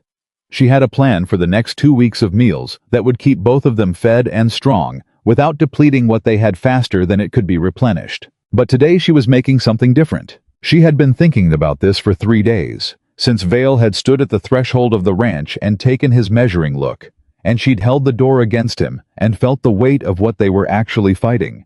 Not just the debt, not just the vein, but the isolation. The years Wyatt had spent pulling away from the neighbors, from the community, from the people who had once known him as a capable rancher, and not as a man whose operation was failing quietly. Vale had exploited that isolation as deliberately as he'd exploited the debt note. He'd let the story of the Holloway Ranch become a story about a man who had nothing left, so that when the time came to call the note, no one would step forward to say otherwise. The story needed to change. And stories changed the way most things changed, not through argument, but through evidence people could see and taste and feel for themselves. She was going to cook a dinner, not for just the two of them. A real dinner, the kind you invited people to, the kind that required advance notice and a full day of preparation. She was going to invite Tom Briggs and his wife, and she was going to ask Wyatt who else should be there, who among the neighbors was still close enough in loyalty, even if they'd grown distant in contact, to be worth reaching. She was going to put food on a table and ask people to sit down together in the Holloway Ranch house, and she was going to let them see that this place was alive, that the man who owned it was on his feet, and that whatever story Vale had been quietly spreading was not the only story being told. When Wyatt came back at midday, she told him. He sat very still across from her for a moment. "A dinner," he said. "Yes. You want to have people out to the ranch. I want the neighbors to see what this place is and what you are," she said. "Vale's been working the story, Wyatt. He's been letting the version of you that's isolated and struggling be the only version people see. The only way to counter that is to let people see a different version. Through food. Through showing up," she said. "Food is how you show up in a way that doesn't feel like you're asking for something. You ask people to supper. They come because it's supper.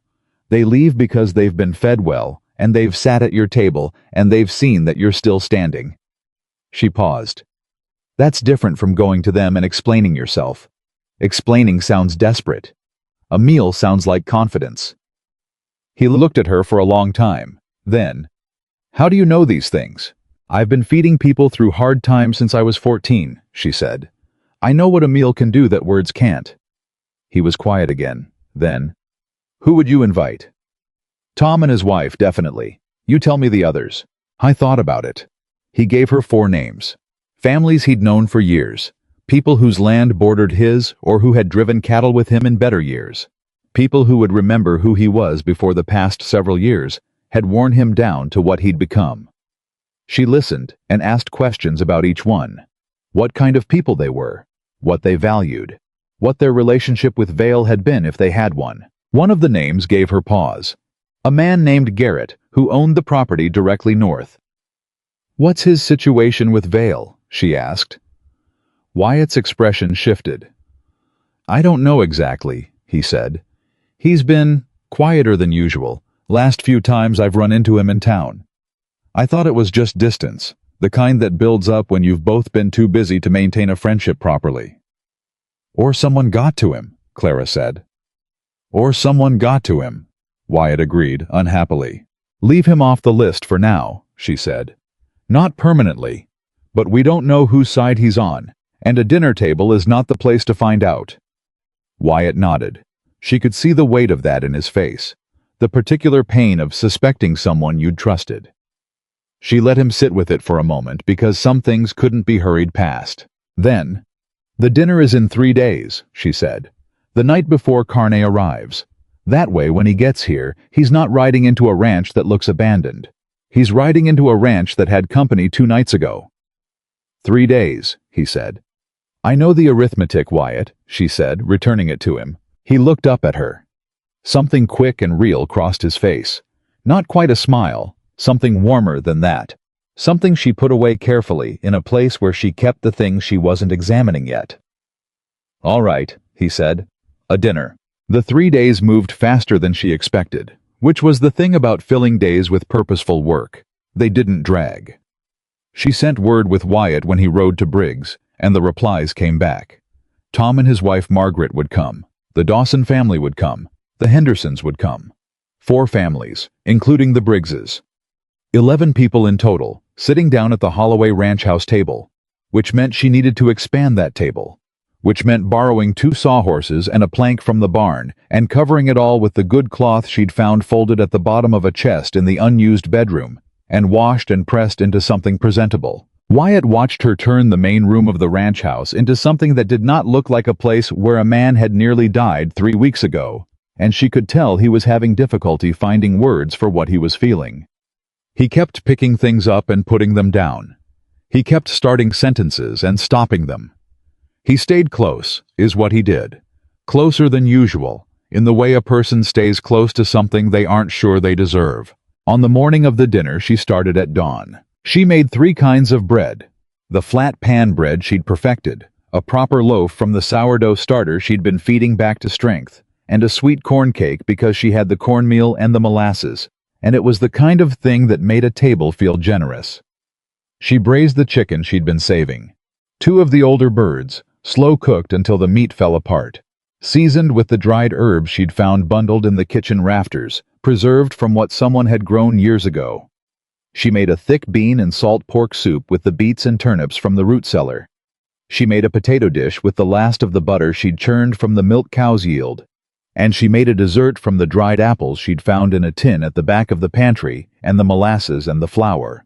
A simple baked pudding, the kind her mother used to make when there wasn't much to work with, and she wanted to pretend there was more. Wyatt came into the kitchen mid-morning and stood in the doorway and looked at everything she'd laid out and was in the middle of making, and he said, "Clara."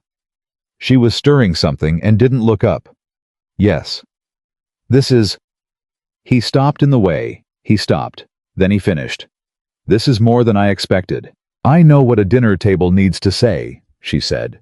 "This one needs to say that this ranch is running and the man who owns it is capable and has not forgotten what hospitality looks like." "You're doing all of this for me," he said. She did look up then. He was standing in the doorway with his hat in his hands and an expression she didn't have a clean name for. Open, that was the closest word. Open in the way that people who have been closed for a long time are when something gets through that they didn't expect. "I'm doing it because it needs doing," she said, "and because I know how." She held his gaze for a moment. "Go make yourself presentable, Wyatt. Your neighbors are going to be here in a few hours." I went.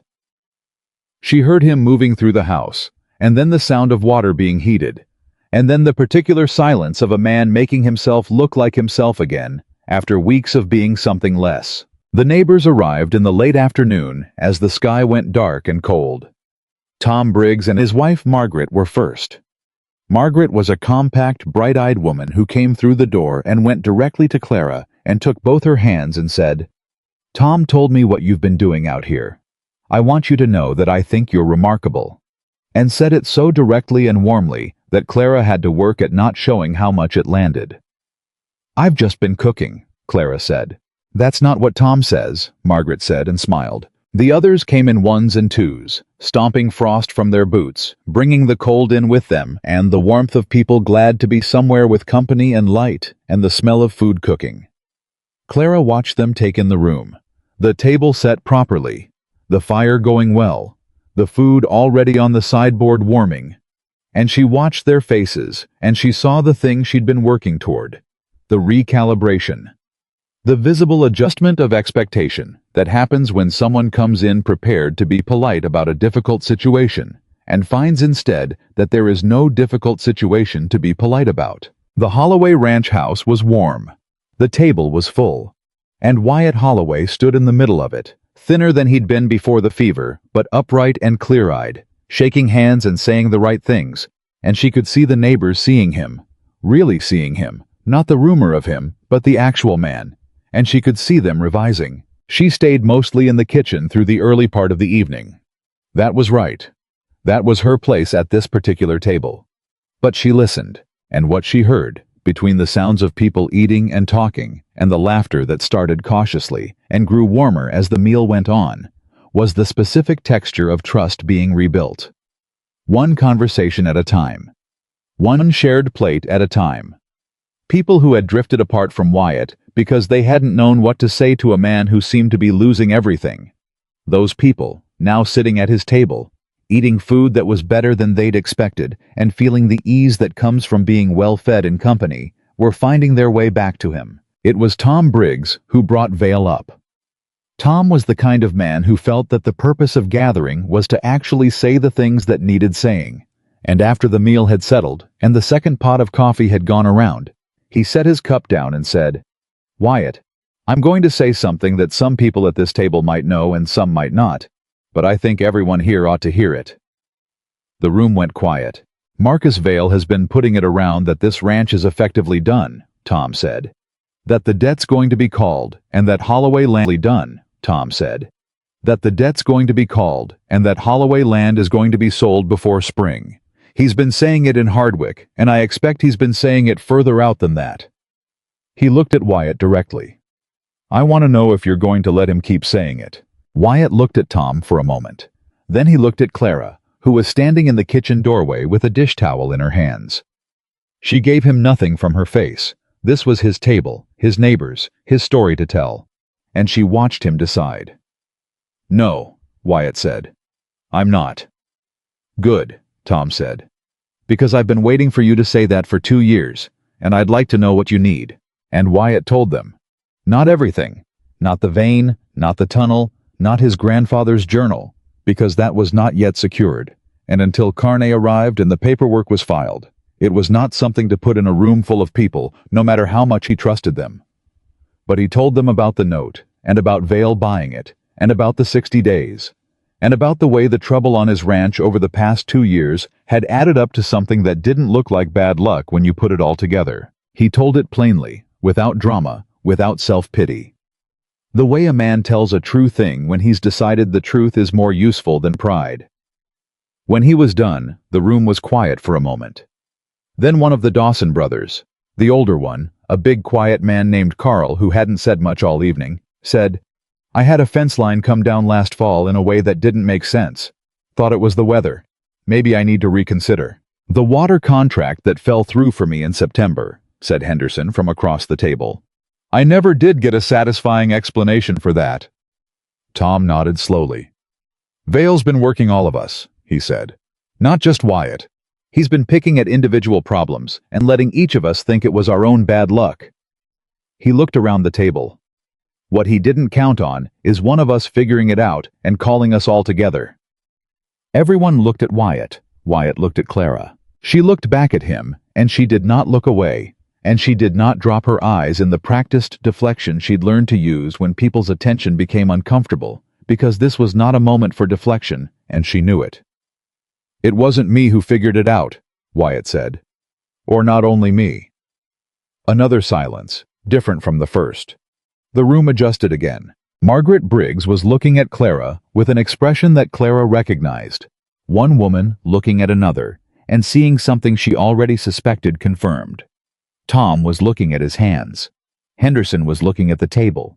The Dawson brothers were looking at each other with the wordless communication of men who'd grown up together. Carl Dawson said, "What do you need from us?" And the dinner became something else entirely. Not a social event, not a morale-building exercise, but an actual council. People who had grievances of their own, who had thought those grievances were isolated, realizing that isolation had been the strategy all along, and deciding together what to do about it. By the time the evening was over, they had made 3 decisions. Tom's brother-in-law, Carn, would have access to all of their records regarding any dealings that had gone wrong in the past 2 years. They would present a unified front if Vale attempted to call in any other favors or notes. And they would begin quietly investigating who in the area was carrying information to Dent, Vale's outside man. It was the last point that produced the second twist of the evening. and it came from a direction Clara hadn't anticipated. Margaret Briggs, who had been quiet for most of the council part of the conversation, said calmly, "I know who it is." Every head in the room turned. "The hand on the Miller property," she said. "The one who came through about 18 months ago. His name isn't what he told the Millers it was. His real name is Harlan Croft, and he worked for a land company out of St. Louis before he came here, and that land company had Vail as one of its investors." She looked at the table without embarrassment. "I know because my sister was married to one of the lawyers from that company before she left him, and she wrote to me about it." I didn't make the connection until Tom told me about Vail and the Holloway note. Tom was staring at his wife. "Margaret," he said, "you knew this and you didn't." "I made the connection 2 days ago," she said calmly. "And I'm telling everyone now. That seems like the right timing to me." Clara almost smiled. She recognized something in Margaret Briggs that she recognized in herself. The patience, the precision of choosing when to release information, the understanding that the right moment for a thing was not always the first available moment. Wyatt was already processing it. "If Croft is Vail's man on the Miller property, he's had a clear sightline to my north fence and my barn for 18 months, he said. "He'd have known about the storm damage. He'd have known I was sick." "He'd have known about me arriving," Clara said from the doorway. "Yes," Wyatt said. He looked at her. "Which means Vail knew he was walking into a changed situation when he came out here the other day. He knew there was someone new on the property. He just didn't know." He stopped. "He didn't know what I was," Clara said. "He didn't know what you'd done," Wyatt said. And there was something in his voice when he said it. Not loudness, not performance, just a plain and direct and public acknowledgement that landed in the room and stayed there. Carl Dawson looked at Clara steadily. "Ma'am," he said, "I don't know exactly what's been going on out here for the past few weeks, but it sounds like this ranch owes you something." "It owes me a fair wage," she said, "which it's paying. That's enough." "I don't think it is," Carl said, "but I expect that's a conversation for another time." She moved back into the kitchen. She heard the dinner begin to close, the sounds of people standing, of coats being retrieved, of thanks being given. She heard Tom tell Wyatt to expect him the morning after Carney arrived. She heard Henderson say something quiet that she didn't catch, and Wyatt's low response. She heard Margaret come toward the kitchen. Margaret came through the doorway and stood next to Clara at the counter and began, without asking, helping to stack the clean dishes. "He's different than I expected," Margaret said, after a moment. "Who?" "Wyatt." She set a plate on the stack carefully. "I've known him since before he lost his wife and boy. He was always capable, always competent. But there was a distance to him. Even before. He held people at arm's length. Polite, but not present, if that makes sense." She glanced at Clara. "He's present now." Clara kept her eyes on the pot she was scrubbing. "He's been sick," she said. "Illness has a way of stripping things back." "That's not what I mean," Margaret said, with the directness of a woman who had been married to Tom Briggs long enough to have no patience left for indirection. "And I think you know it." Clara set the pot down. She looked at Margaret Briggs, who was looking back at her with eyes that were kind and sharp at the same time, the combination that Clara associated with women who had seen enough of life to be done pretending they hadn't. "I don't know what you mean," Clara said carefully. "I think you're smarter than that," Margaret said. "And I think you've been telling yourself it's just work, just necessity, just practical, because that's the safer story. And maybe it is safer." She paused. "But safer isn't always truer." Clara said nothing. Margaret put the last dish on the stack. "I just wanted to say," she said more quietly, "that whatever it is, it looks good on him. And on you." She dried her hands on her apron. "That's all." She went back out to find Tom.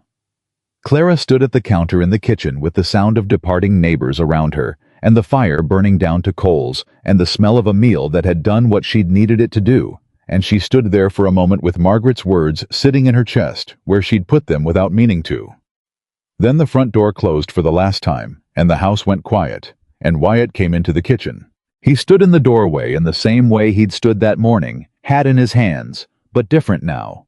Lighter somehow. A weight in his face that had been there since she arrived, having shifted to something else, something that was not relief exactly, but was related to it. That worked, he said. It was always going to work, she said. People want a reason to stand with someone. You just have to give it to them. The reason you gave them was a meal, he said. The meal was the door, she said. You were the reason. He was quiet for a moment. Then, Margaret talked to you. She helped with the dishes. Clara.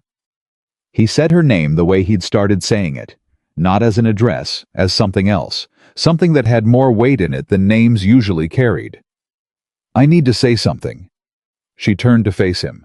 I've been trying to figure out how to say it for about a week, he said. And I keep stopping because I don't want to say it wrong. He met her eyes.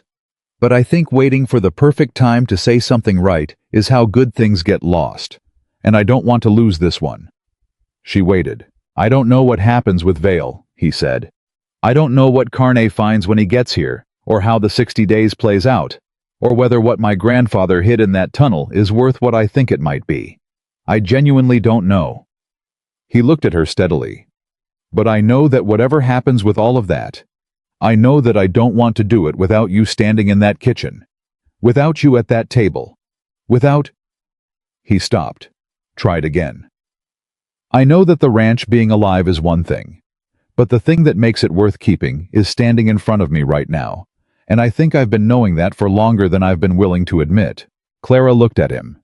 She looked at this man who had been dying on a cot 3 weeks ago and was standing here now, upright and present, and saying the hardest kind of true thing in the plainest possible way, and she felt Margaret Briggs's words moving through her, and she felt the weight of every practical, careful, safer story decision she had made about what this was and what she would allow it to be.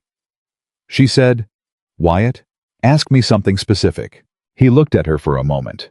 Then, will you stay? Not through the winter, not through the trouble with Vale, not until something better comes along.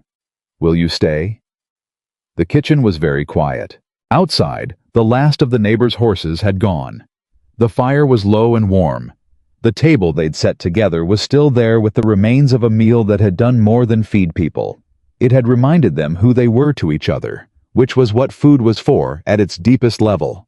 And Clara had known that since she was 9 years old, and first understood that what her mother was doing when she cooked was not feeding stomachs, but holding people together. Yes, she said. I'll stay. He let out a breath. It was a sound she would remember. Not dramatic, not shaky, just the sound of a man who had been holding something very tight for a very long time, releasing his grip by a fraction, the first fraction, the one that makes the rest possible. Then he said, Carney gets here tomorrow. I know. Whatever he finds, whatever we have to do. I know, Wyatt, she said, and she meant, I know it's not finished. I know tomorrow brings its own hard things. I know Vale is still out there, and the 60 days is still running, and the vein in the tunnel is still unsecured, and Harlan Croft is still watching from the Miller property, and none of it is resolved yet. She knew all of that. She also knew what she'd said, and she'd meant it the way she meant things. Completely, without reservation. The way she'd meant every other decision she'd made since she'd walked through that front door 3 weeks ago and seen a dying man on a cot and decided not to turn around. Go to bed, she said. You need to be sharp tomorrow. Yes, ma'am, he said, and this time when he almost smiled, it went all the way. I went to bed.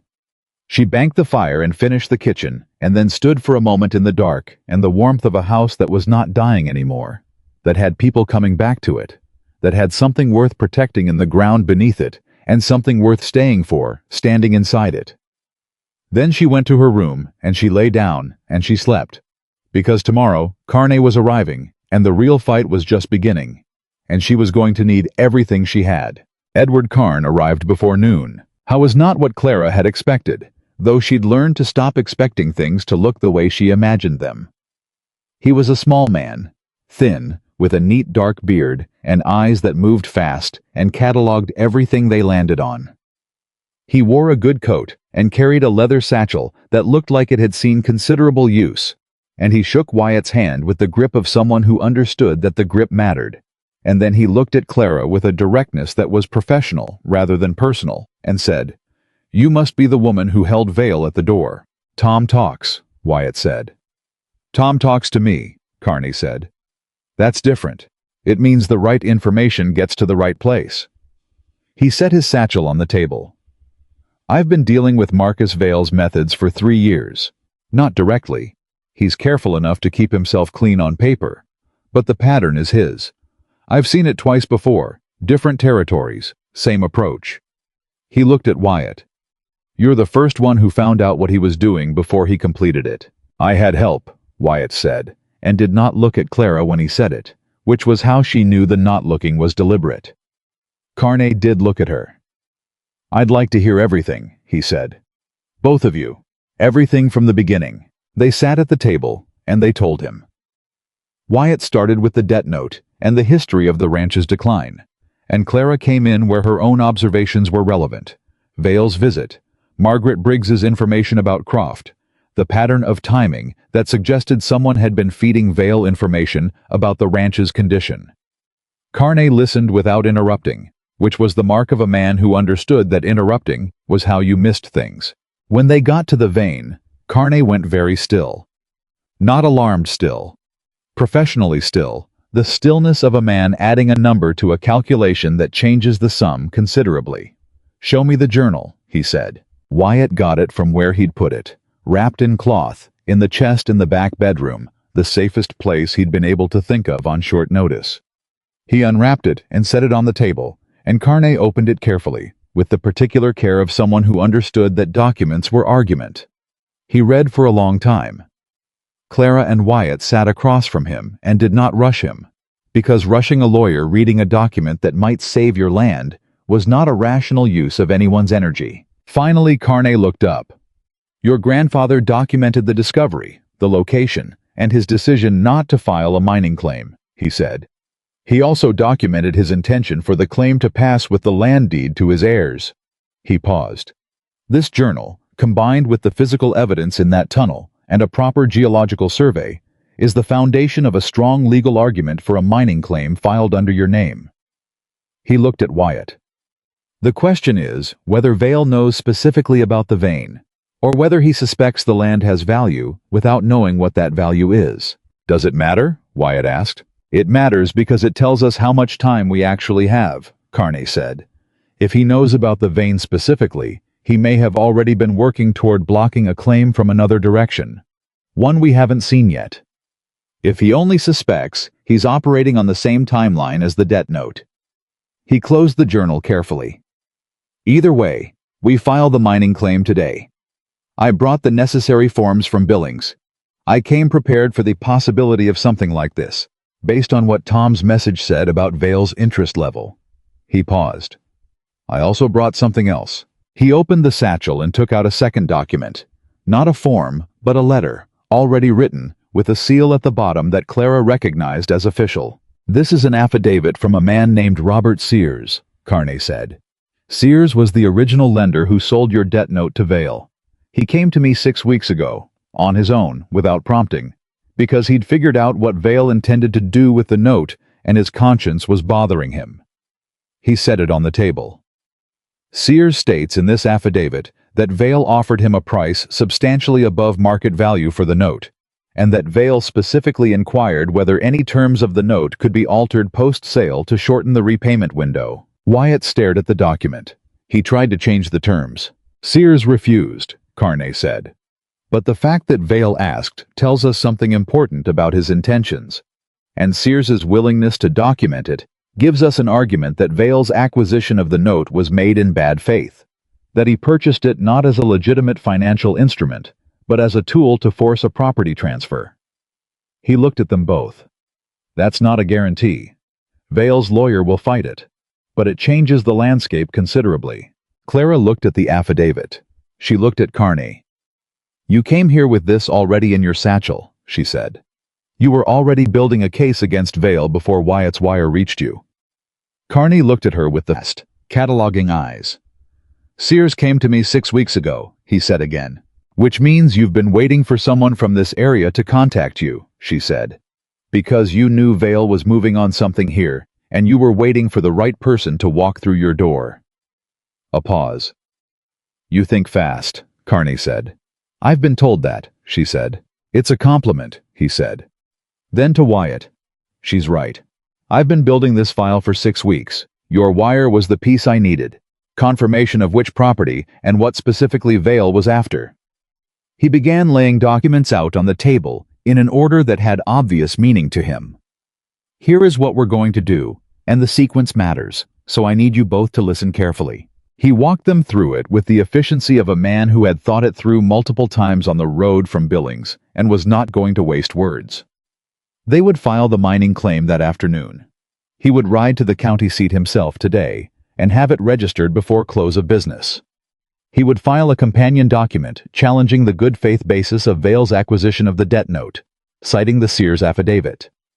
And he needed Wyatt to write out, in his own hand, a full accounting of every incident over the past 2 years that had contributed to the ranch's financial difficulty: the strayed cattle, the failed water contract, the workers who'd quit, so that Karn could begin building a pattern of interference argument. How long will that take? Wyatt asked. The filing today. The challenge, a week, maybe 2. The interference argument. Carney paused. That takes longer, and it requires more evidence than you currently have. He looked at Clara again. The man on the Miller property, Croft. Margaret Briggs knows the connection, Clara said. Her sister was married to someone from the same land company Vale invested in. I'll need to speak with Margaret Briggs, Karn said, and I'll need her sister's information if she's willing to provide it. He was already making notes. The more we can establish that Vale's pattern of conduct here was deliberate and coordinated, the stronger our position. Wyatt pushed back from the table and stood up.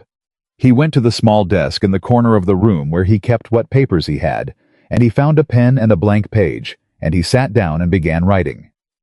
Clara watched him, the set of his shoulders, the deliberate, careful movement of his hand, and she understood that this was not just a legal exercise for him. Writing down everything that had gone wrong over the past 2 years was an act of confronting it directly, of refusing to let it remain the shapeless, humiliating weight it had been, the sense of failing without understanding why. Naming it gave him power over it. She'd understood that about him before he'd understood it about himself. Carney watched him too for a moment, then turned back to Clara. Tom tells me you've only been here a month, he said, quietly enough that it was between the two of them. About that, she said. And in that time you kept the man alive through a fever, found a hidden tunnel on a property he'd owned his whole life, identified Vale's surveillance through the pattern of a single visit, and organized a community dinner that rebuilt relationships he'd been losing for years. He paused. Tom may have underplayed what you've done here. Tom doesn't know all of it, she said. No, Karn agreed. But I can add. He looked at her directly. Are you going to stay? She looked at him without showing anything. That's a personal question from a man I met 2 hours ago, she said. It's a legal question, he said. Because if you're going to be a permanent party to this ranch's operation, there are documents that should reflect that. Protections that should be in place. He glanced at Wyatt, still writing at the desk. For both parties. Clara was quiet for a moment. Let's resolve the immediate problem first, she said. Carney nodded, accepting that. Fair enough, he said. But don't let him leave it too long. Men like Wyatt Holloway are very good at getting through a crisis and then forgetting to address the things the crisis made clear. She looked at him for another moment. Then, You're a perceptive man, Mr. Karn. It's my job, he said, and began organizing his documents. Carney rode out before midday to file the mining claim, taking Wyatt's written accounting with him and promising to return the following morning with confirmation of the filing and his next steps. The house felt different after he left. Not emptier, but more charged. The way a room feels when something has been set in motion that can't be stopped now. Wyatt stood at the window after Karn's horse disappeared down the track. He stood there long enough that Clara came and stood beside him without saying anything, because sometimes standing beside a person was what the moment required. It's real now, he said finally. Whatever happens next, it's real. It was always real, she said. Now it has a legal form. He turned his head and looked at her. Are you afraid? She considered the question honestly, which was the only way she considered questions. No, she said. I'm alert. There's a difference. Fear stops you. Alert keeps you ready. I'm afraid, he said. Simple, direct, no apology in it. I know, she said. That's all right. Is it? A man who's not afraid of losing something real hasn't understood yet that it's real, she said. You understand, so you're afraid. That's correct. He looked at her for a long moment. Clara, he said. Don't, she said gently. Not right now. Right now we need to think about what Vale does when the filing reaches him. And it will reach him, probably within 24 hours of Carne registering it. He took a breath. Let it out. Came back to the practical world, which was where she needed him. He'll know we found the vein, he said. Yes. He'll know he's out of time on the dead approach, which means he'll move to something else, she said. Something faster. Something that doesn't require the legal process to run its course. She looked at him. Wyatt, is there anything on this property, or related to this property, that Vale could use to complicate the mining claim?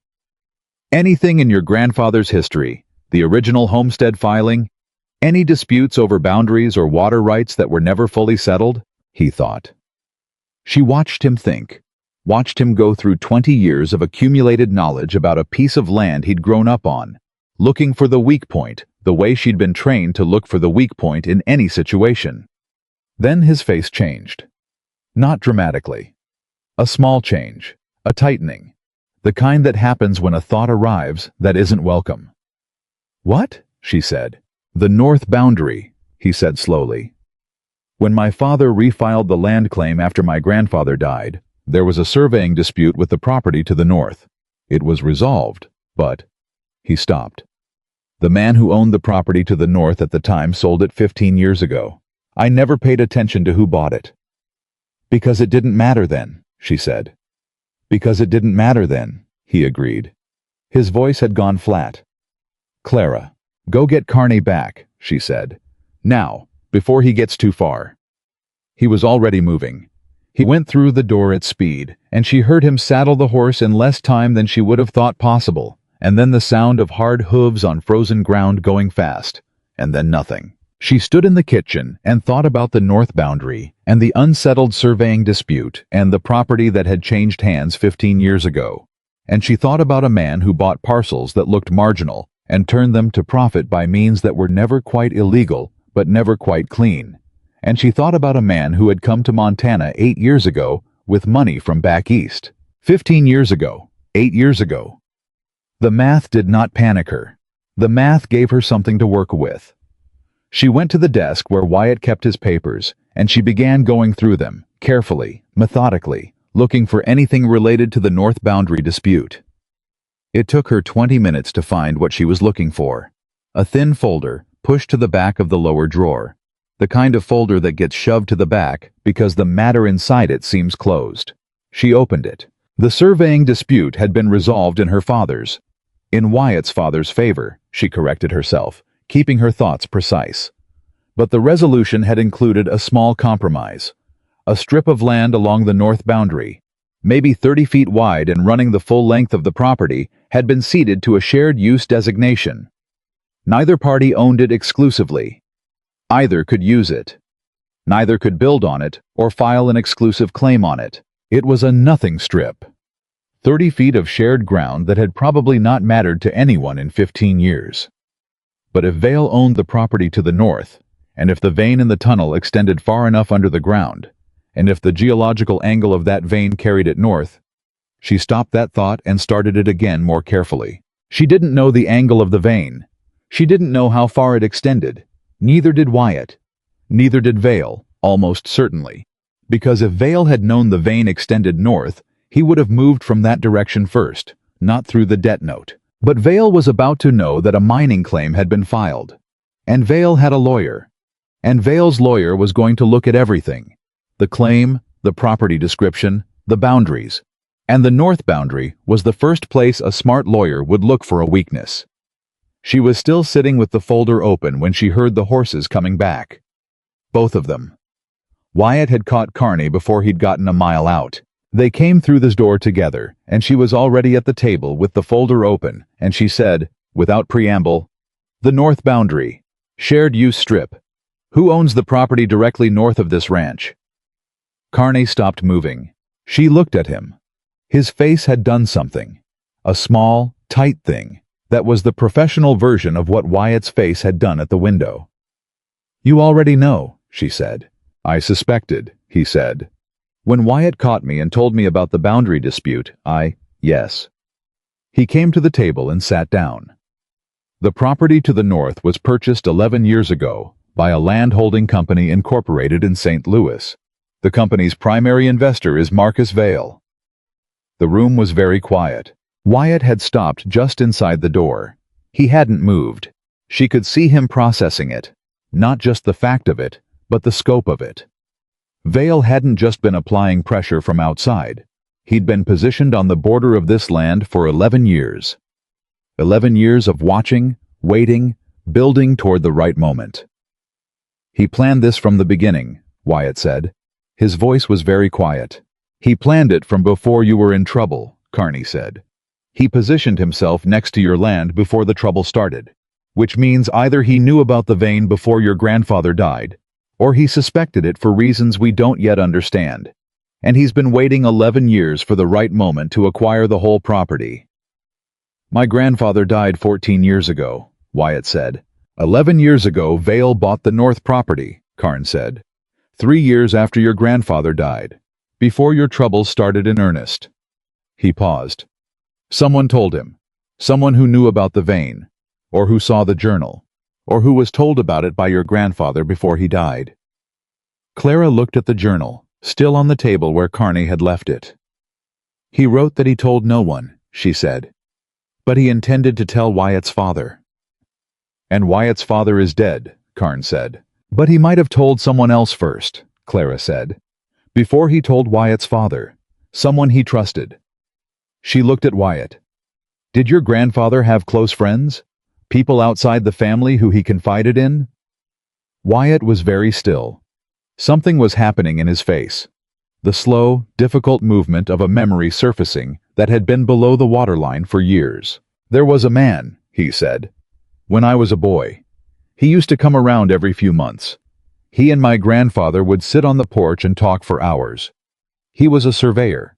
I remember that because he had the instruments with him sometimes, and he let me look through them." He stopped. "He stopped coming after my grandfather died. I never knew why.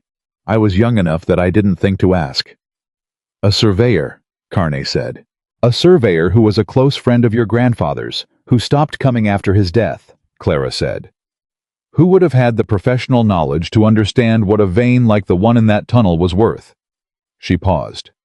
"And who might have told someone else?"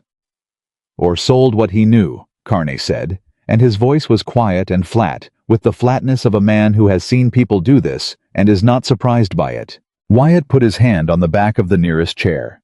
Not sitting, just putting his hand there, needing to put it somewhere. Clara understood the gesture. It was the gesture of a man whose understanding of his own history was shifting under him, the ground becoming something other than what he'd thought it was. "Vail has known for 11 years, Wyatt said.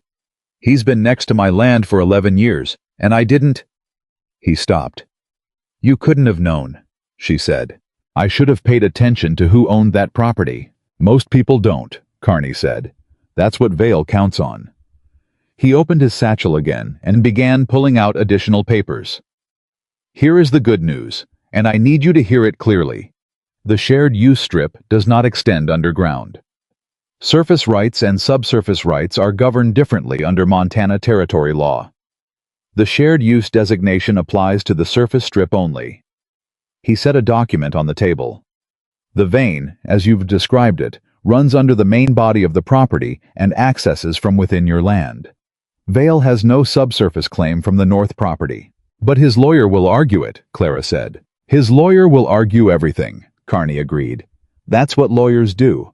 But the argument will not hold if we file the claim correctly and challenge it promptly. He looked at Wyatt.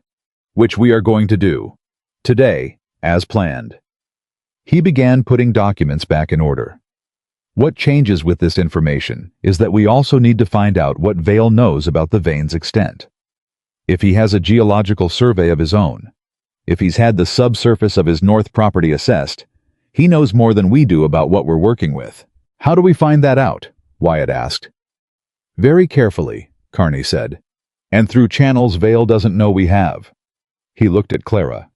The Briggs connection, Margaret's sister, and the information about Croft. How willing is Margaret to actively assist? Very, Clara said. She's the kind of woman who has been waiting for someone to ask her. A moment of recognition crossed Carney's face that told her he understood exactly the kind of woman she meant and respected the type considerably. Good, he said. I need to speak with her today, before I ride back to file. He stood up and began putting on his coat. Wyatt, I need you to do one more thing.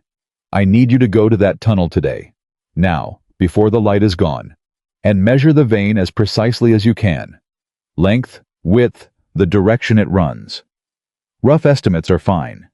A geological survey takes time we don't have, but I can work with your own measurements to determine whether the claim as filed needs to be amended to protect the full extent. I can do that, Wyatt said. Take Clara, Carney said. Wyatt looked at him. 2 sets of eyes, Carney said simply. And she'll measure more accurately than you will right now, because you're angry, and angry people measure badly. A pause. Then Wyatt almost smiled. The real one. The one that went all the way. That's a very specific thing to know about people, he said. I'm a lawyer, Carney said. I know a great many specific things about people. He looked at Clara once more. The things you've done here in a month, Miss Whitaker, I want you to understand that they matter. Not just in a practical sense. They matter in the way that things matter when the difference between them happening and not happening is one person deciding to stay. He said it, and then he left. The way people sometimes do when they've said the true thing and they don't want to make a performance of it. The door closed. His horse moved down the track. Clara and Wyatt looked at each other across the table. He's right, Wyatt said, about measuring. I know, she said. Get the lanterns. They went down into the tunnel together again, and this time it was different from the first time. Not the shock of discovery, but the deliberate work of documentation. Clara had found a piece of string in the kitchen that she'd cut to a measured length, and she used it as a rough ruler while Wyatt held the lantern, and she worked along the vein face, calling out measurements that he repeated back to confirm. The vein ran about 14 feet across the back wall of the chamber, roughly 18 inches wide at its widest, tapering toward the north end, but not terminating. Tapering, which meant it continued. It goes north, Wyatt said. Quiet. Yes, she said. But from inside your land. The access point is yours. The origin, as far as we can determine, is yours. She stood back and looked at what she'd measured. Carney will know what to do with these numbers. Wyatt was looking at the vein, not at the measurements. He was looking at it the way a person looks at a thing they've owned all their life, without knowing they owned it. She understood that look too, the complexity of it. The wonder and the anger and the grief for the years that would have been different if he'd known. All of it mixed together into something that didn't have a clean name. Wyatt, she said. He looked at her. Your grandfather sealed this for a reason, she said. He was afraid of losing the land. He hid the thing most worth protecting because he didn't trust that the legal and social structures around him would protect it. She paused.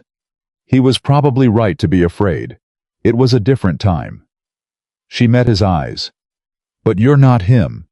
And the time is different now. And you have people standing with you. She held his gaze. You're not going to lose this. I was quiet for a moment. Then, you sound very certain. I am certain, she said. I don't make promises I can't keep, Wyatt.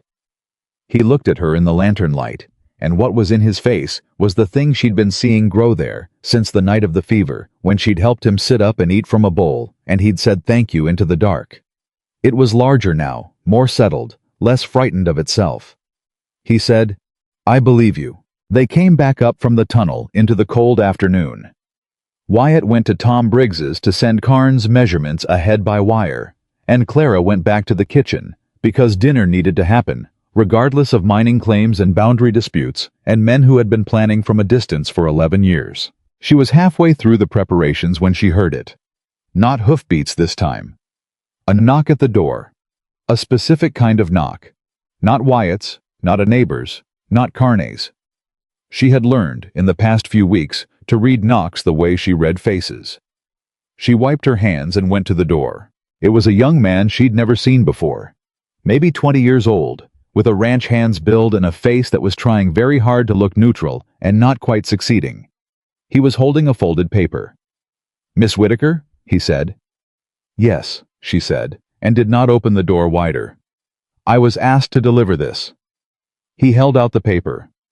"I was paid to deliver it and not say who it's from, ma'am." She looked at him. He was nervous. Not threatening nervous, just young and doing something. He's slightly uncomfortable. About nervous. She took the paper. "Thank you," she said, and closed the door. She stood in the room and looked at the paper in her hands. Then she opened it. The message inside was short. It said, "Miss Whitaker, a word of advice from someone who has watched this situation from outside it. The man you are protecting cannot protect you in return. What Vale takes, he keeps. What he offers, in the right circumstances, is better than what remains when he is done. Consider your position carefully. You are not from here. You do not have to be here when this is finished." She read it twice. Then she folded it and put it in her apron pocket. She went back to the kitchen. She kept her hands moving through the preparations. She turned the message over in her mind, the way she turned difficult things. Looking at every surface of it. Looking at what it was trying to do. It was not a threat. A threat would have been different, harder, less careful. This was an offer dressed as advice. Someone was trying to separate her from Wyatt. Not by force, but by persuasion. By suggesting that her loyalty to this ranch was misplaced. That she was a temporary element in a situation that was going to resolve against her. You are not from here. You do not have to be here when this is finished. She thought about that sentence for a long time. Then she thought about the woman who had arrived here 5 weeks ago with a few dollars and nowhere to go, and the dying man on the cot, and the empty pantry she'd turned into a meal. She thought about the tunnel and the journal and the dinner table full of neighbors who'd come back. She thought about what Margaret Briggs had said in the kitchen, "Safer isn't always truer," and what Wyatt had said at the table, and what she'd said back. You do not have to be here when this is finished. She had told Wyatt she would stay. That was the only answer the message was going to get. When Wyatt came back that evening, she showed him the note. She watched his face go through several things in rapid sequence. Anger, then something colder than anger, then the controlled stillness he'd developed for situations that required thought more than feeling. "He's trying to isolate you," he said. "From this ranch. From me." His jaw was tight. "He thinks if you leave, the community dinner falls apart," she said. "Margaret's connection goes with me. Your situation goes back to a sick man alone on a failing ranch." She looked at him steadily. "He's not wrong that I'm a central element. He's wrong about what I'm going to do." Wyatt looked at her for a moment. "Clara, I'm not leaving," she said. "We've established that. I know. But the fact that he's sending notes to you, specifically, that means he's been watching this more carefully than I thought. He knows what you've been doing here. He knows you're not just the cook." He set the note down on the table. "Which means you're a target now. Not just this ranch. You, personally." She absorbed this with the same steadiness she absorbed most things. "All right," she said. "Then we need to know who delivered that note." She looked at him. Young man, 20 or so, trying to look like he wasn't uncomfortable. Dark coat, good boots, not a ranch hand, despite the build. Someone who was given money to do a specific task, Wyatt thought. That sounds like one of Dent's casual hires. The kind of man Vale uses for things he doesn't want traced directly to Croft. He paused. If it came from Dent, it came from Vale directly, not from his lawyer. Vale is handling this himself now. Because the legal approach has a problem he didn't anticipate, she said. Because Carney filed the mining claim this afternoon, Wyatt said, and something shifted in his voice, a note of grim satisfaction. Word moves fast. Vale would know within a few hours. He's panicking, she said. Men like Vale don't panic, Wyatt said.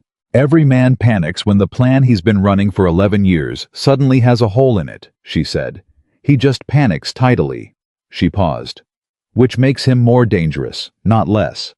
A tidy man who panics is more dangerous than a messy one, because he keeps trying to fix it rather than walking away. Wyatt was watching her with an expression she was by now well familiar with, the one that meant he was recalibrating something again. You're not afraid of him, he said. Are you?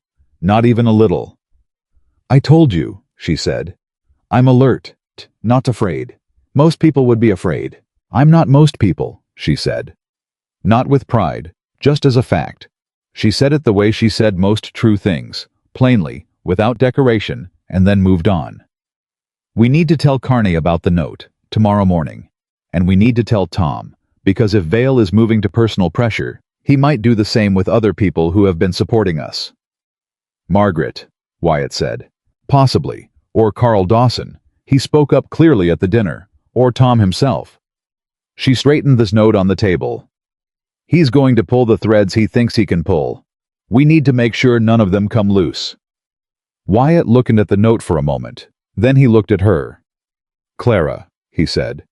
I need to tell you something. She waited. When I wrote that advertisement for a cook, he said, I was almost past caring whether anyone answered it. The ranch was going. I was sick, and I knew I was sick, and I wasn't doing much to address it, because there didn't seem to be much point. He paused. And then you walked through that door. Wyatt, let me finish, he said. I've been stopping myself from finishing sentences for weeks because I was trying to find the right time and the right words. And tonight, I think what the right time looks like is before anything else happens that I don't have control of. He met her eyes. Whatever comes next with Vale, the note, the legal challenge, whatever he tries, I need you to know that this ranch being worth fighting for is not primarily about the vein or the land or the debt. It's about what this place has become in the past 5 weeks, what you've made it. He held her gaze. I need you to know that before tomorrow. She looked at him for a long moment.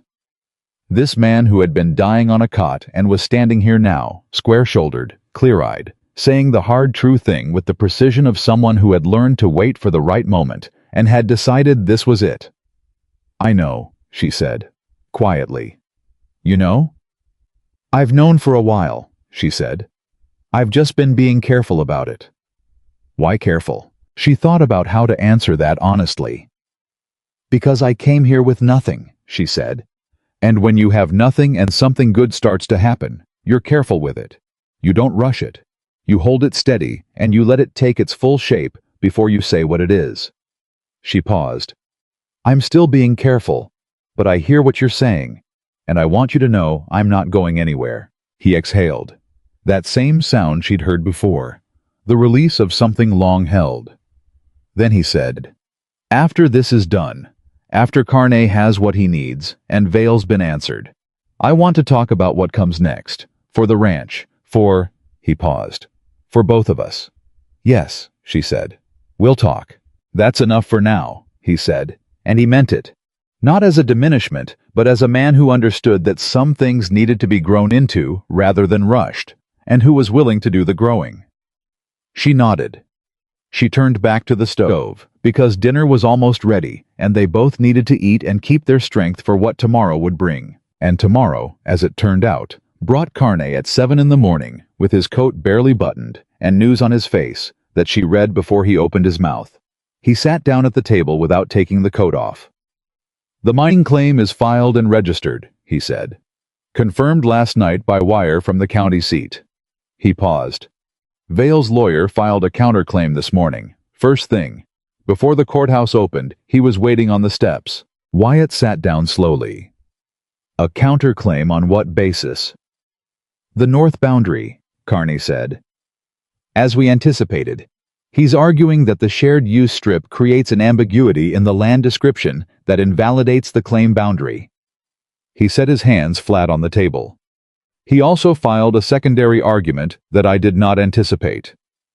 The room was very still. He's claiming, Carney said carefully, that your grandfather's original homestead filing contained a material error in the property description, a small error, the kind that was common in early filings when surveying was less precise, and that this error means the claim, as originally recorded, does not accurately describe the land it purports to cover. He looked at Wyatt. If that argument holds, it doesn't just affect the mining claim. It potentially affects the underlying land title. Wyatt's face went white. Clara said, quietly and precisely, "He's attacking the land deed itself." "He's attempting to," Carney said. "It's an aggressive move. It's the kind of move a man makes when he's running out of cleaner options." He looked between them. "It is also the kind of move that, if it fails, poisons any future legal relationship Vale might have in this territory. He's burning something to try this." He paused. "Which tells me he knows what that vein is worth." "How do we fight it?" Wyatt said. His voice was controlled, barely. "We find the original surveyor," Carney said. "The man who did the homestead survey when your grandfather filed. His measurements, his original notes, would be the counter-evidence. If his survey was accurate, and it likely was, because these things were checked, Vale's argument collapses." He looked at Wyatt. "Do you know who surveyed this land in the original filing?" Wyatt was very still. Clara was watching him. She saw the moment it arrived, the same surfacing memory expression she'd seen when she asked about the surveyor friend, the man who used to come and sit on the porch. "The surveyor who was my grandfather's friend," Wyatt said slowly. "The one who stopped coming after he died." "His name," Carney said. "I was a boy," Wyatt said. "I don't—" He stopped. He put his hand to his forehead. "Wait." A long pause. "My grandfather used to call him by a nickname. Everyone did. But his real name—" Another pause. "Ellis. His name was Ellis." "First or last?" "Last. His given name." Wyatt was pushing hard at a memory that was 30 years old and layered under everything that had happened since. James Ellis. Carney wrote it down.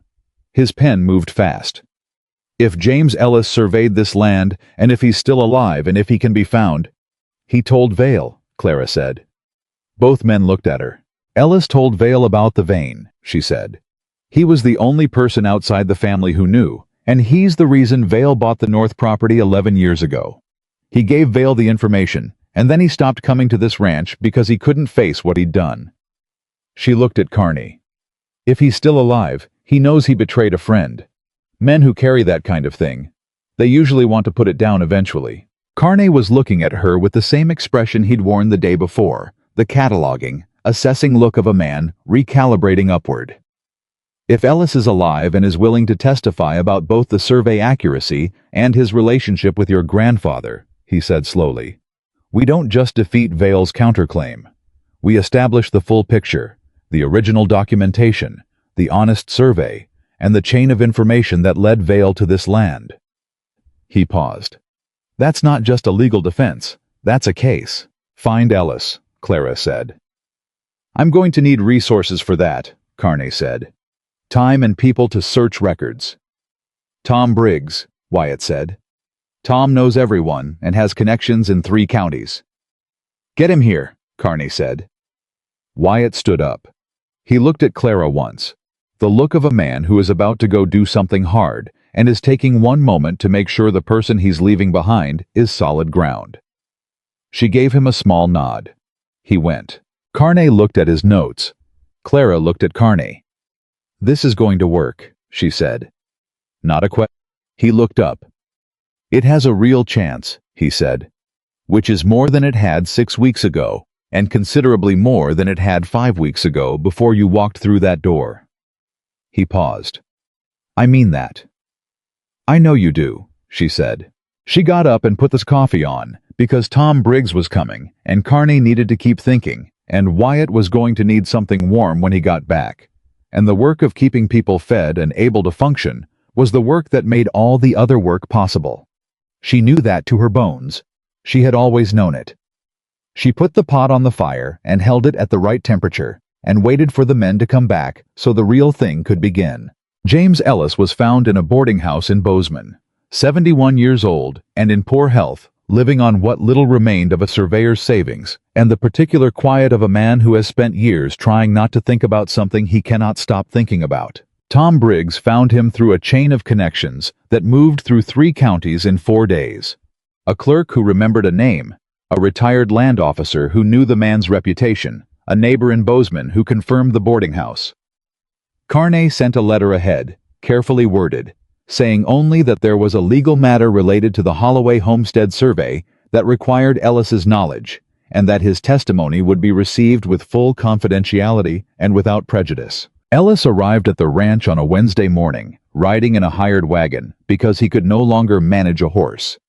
He was thin and white-haired, and he walked with a cane, and when he came through the front door and saw Wyatt Holloway standing in the main room, he stopped walking entirely.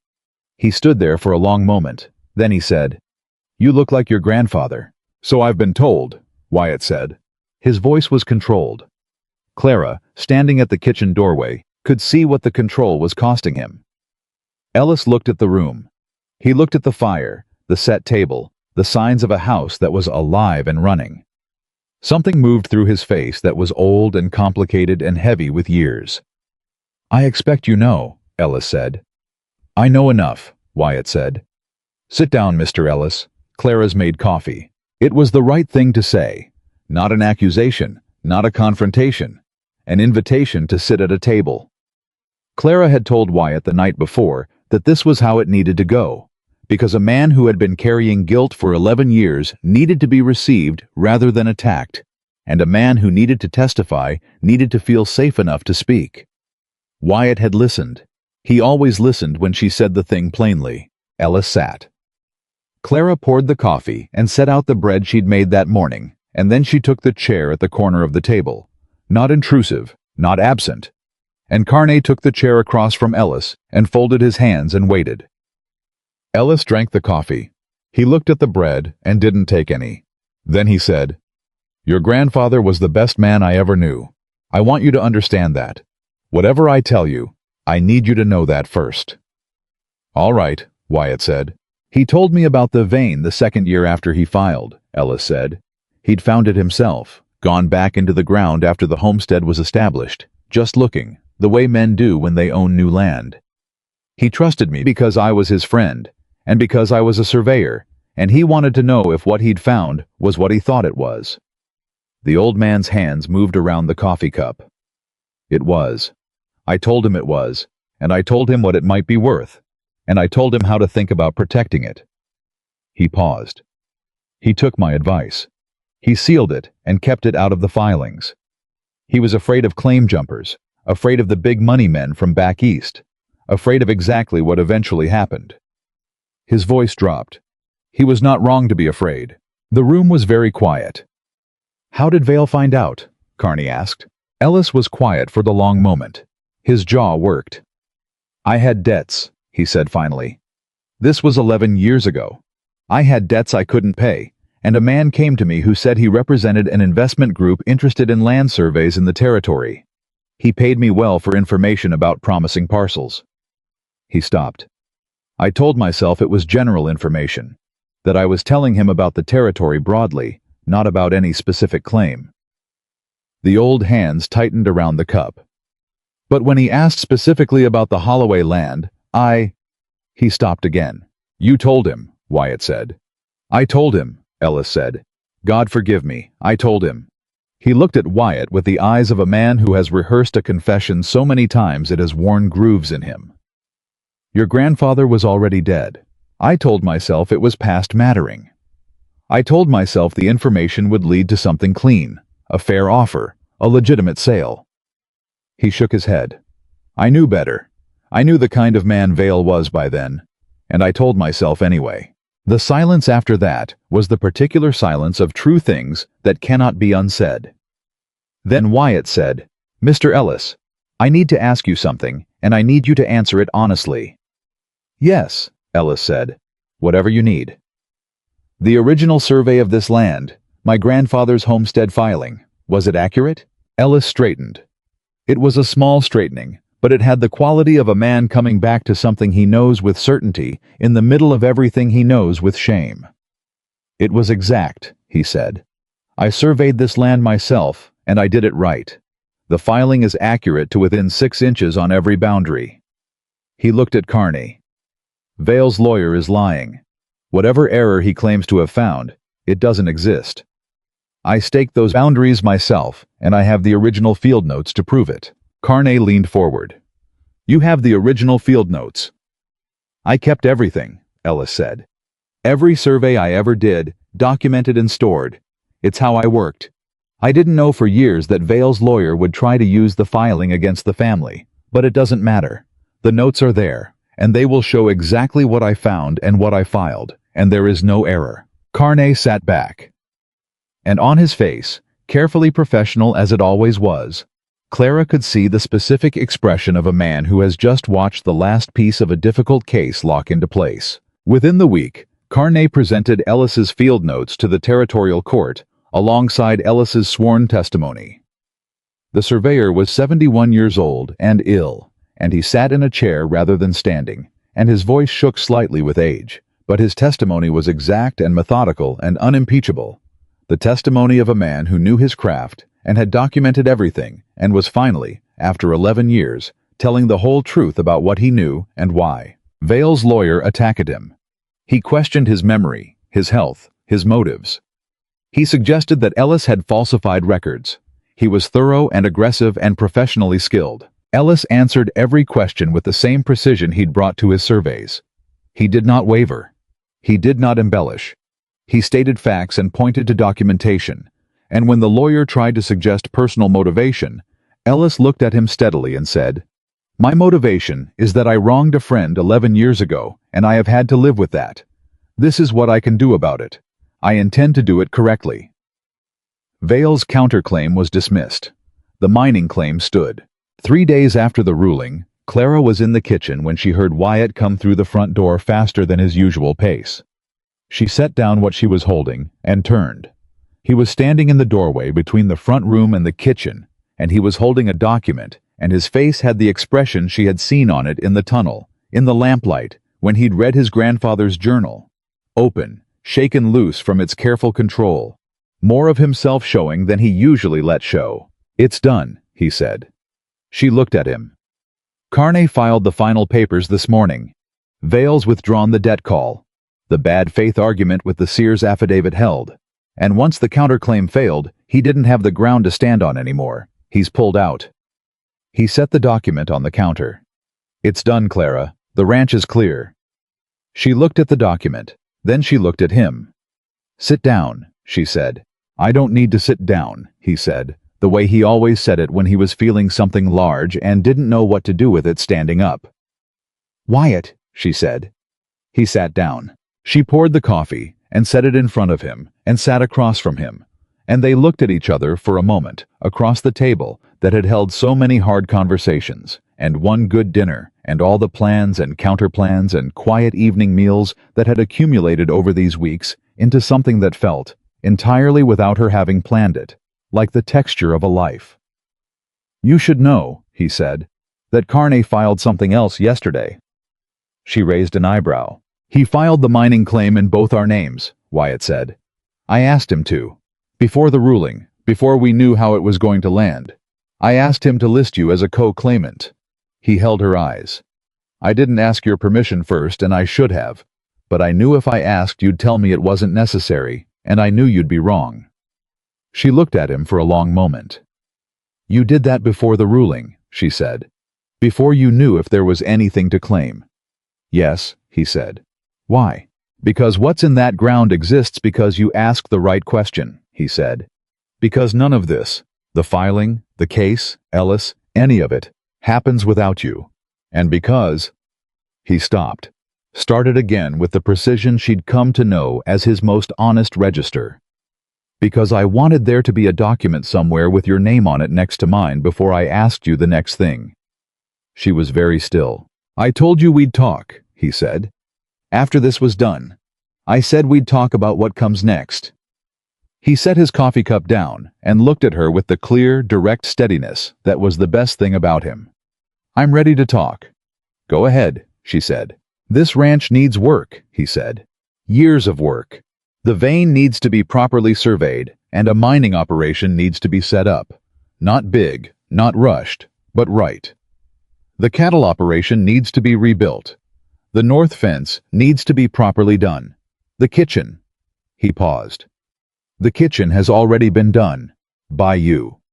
But everything else needs doing, and I am a man who has been doing things alone for 8 years, and has just lived through a month of discovering that alone is not the right way to do them." Clara looked at her hands on the table. Then she looked at him. "You're not proposing that I stay on as your cook," she said. "No," he said. "I am not." "Then say what you're actually saying, Wyatt." He said it.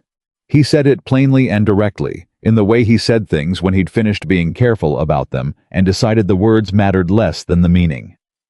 He asked her to stay, not as a hired woman, not as a partner in an arrangement, but as the person this ranch belonged to as much as it belonged to him. The person whose name was already on the mining claim. The person who had found the tunnel and kept the fire and held the door and cooked the dinner that brought the neighbors back. He asked her to stay as his wife. The kitchen was warm. The fire she kept was burning steady. Outside, the Montana winter was still holding, but it had lost its killing edge. The particular cold of February, giving way to something that still bit but did not threaten the same way. The cold of a season that was beginning, even if slowly, to consider ending. Clara Whitaker sat at the table in the kitchen she had rebuilt from near nothing, in the house she had kept alive through a blizzard and a fever and a legal battle that had taken the better part of 2 months. And she looked at the man across from her who had been dying when she arrived and was sitting here now, upright and certain, and waiting for her answer with the patience of someone who had learned, in the past several weeks, that patience was not the same as passivity. She thought about the woman who had thrown her last coins on the frozen ground at the gate and not bent down to pick them up. She thought about what that woman had known without knowing she knew it, that there was no back to go to, that the only direction was through, that the thing in front of her was the thing she had to walk toward. She had walked toward it. She had found more than she'd expected to find. Not just work, not just a roof, not just the practical necessity that had driven her through that front door. She had found a place that needed her particular kind of knowing, and a man who had needed someone to show him that being known was not the same as being diminished, and a community that had needed one dinner table and one woman willing to set it. She had found, without looking for it, the thing she had not let herself look for. She looked at Wyatt Holloway across the table. She looked at him clearly, the way she looked at everything, without flinching, without softening the truth of what she saw, without pretending she didn't understand what she was agreeing to and what it would cost and what it would give back. Then she said, "Yes." He exhaled. The same sound, again, the one she had memorized. The release of something long held, but fuller this time, more complete. He reached across the table, and she put her hand in his, and they sat like that for a moment in the kitchen that smelled like coffee and bread, and the particular warmth of a fire that was properly kept. And neither of them felt the need to say anything more, because some things say themselves more completely in silence than they ever could in words. Tom and Margaret Briggs came for supper that Friday. Carl Dawson came. The Hendersons came. Edward Carn sent a letter from Billings with his congratulations and 3 pages of legal recommendations for the mining operation, which Wyatt read and then handed to Clara because she had better instincts for which parts were the priority. The table was full again. The kitchen was warm. The food was better than the first dinner because Clara had more to work with now. The root cellar was properly stocked. The chickens were laying well. The milk cow had fully forgiven her. And she cooked with the ease of a woman entirely in her element, which she had always been, in any kitchen that gave her room to work. Margaret came to help with the dishes again, because that was apparently what Margaret did, and she stood next to Clara at the counter, and they washed things together in a companionable quiet that felt like the beginning of a long friendship. "He looks different," Margaret said after a while. "Yes," Clara said. Not just recovered. Different. The way a person looks when they know why they're getting up in the morning. Clara looked through the kitchen doorway at Wyatt, who was at the table talking with Tom and Carl Dawson, with an ease and a presence she remembered from the first days after the fever broke. That quality of being actually there, actually in the room, rather than behind the glass of a man who had decided not to need anything anymore. Yes, she said again. And you? Margaret said, glancing at her sideways. How do you look? Clara thought about it. Really thought about it, the way she thought about things she wasn't going to answer carelessly. I look like someone who walked into a place with nothing, she said finally, and found out that nothing was enough to start with. Margaret smiled. It was a warm and knowing smile, the smile of a woman who understood exactly what that sentence meant, and was glad to have been present for the story it came from. She handed Clara a clean dish, and Clara dried it and set it on the stack, and the sound of the dinner going on in the next room came through to them. Laughter, voices, the particular music of people eating well together. And Clara let herself stand in it for a moment and feel it fully, the way she rarely let herself feel things until they were established enough to hold weight. This was established. This was real. She had made it real the way she made everything real. With her hands, with her judgment, with the willingness to stay when staying was hard and uncertain and cost something, because the things that cost something were the ones that turned out to be worth the price. James Ellis had ridden back to Bozeman with something lighter in his face than he'd arrived with. Harlan Croft had left the Miller property 2 days after Vale withdrew. Quietly, the way informants leave when the operation they were running has collapsed, leaving nothing behind but the questions about who else he'd been watching and for how long. The North property that Vale's company owned would revert through legal processes that Karn was already managing, and in time, not quickly, but in time, that boundary dispute would be a closed chapter rather than a vulnerability. There was still work. There was always work. The vein needed to be surveyed properly, and a claim operation needed to be designed responsibly, without rushing it, the way rushing always led to mistakes. The ranch needed the cattle rebuilt. The north fence needed to be done right. Wyatt had a list, and Clara had her own list, and their lists overlapped in the particular way that happens when two people have been thinking about the same set of problems from slightly different angles for long enough that their thinking has started to fit together. That fitting together was not a small thing. Clara knew it was not a small thing. She had been careful with it, and she would continue to be careful, not from fear, but from respect for what it was and what it required to sustain. After everyone had gone that evening, and the house was quiet, and the fire was low and good, Wyatt stood in the kitchen doorway while she finished putting things in order, and he said, "Are you happy?" She turned and looked at him. It was the kind of question she would have deflected once, answered practically, redirected toward something more manageable. She did not do that now. "Yes," she said, simply, completely, without qualification or caveat, because the truth sometimes had none to offer, and this was one of those times. He nodded, as if this confirmed something he'd believed but needed to hear. "Good," he said. "So am I." She turned back to the counter, and he stayed in the doorway, and the ranch settled quietly around them in the dark. The horses in the barn, the chickens in their house, the milk cow at peace, the root cellar full, the tunnel sealed and documented and legally protected, the kitchen warm from a fire that was never going cold again.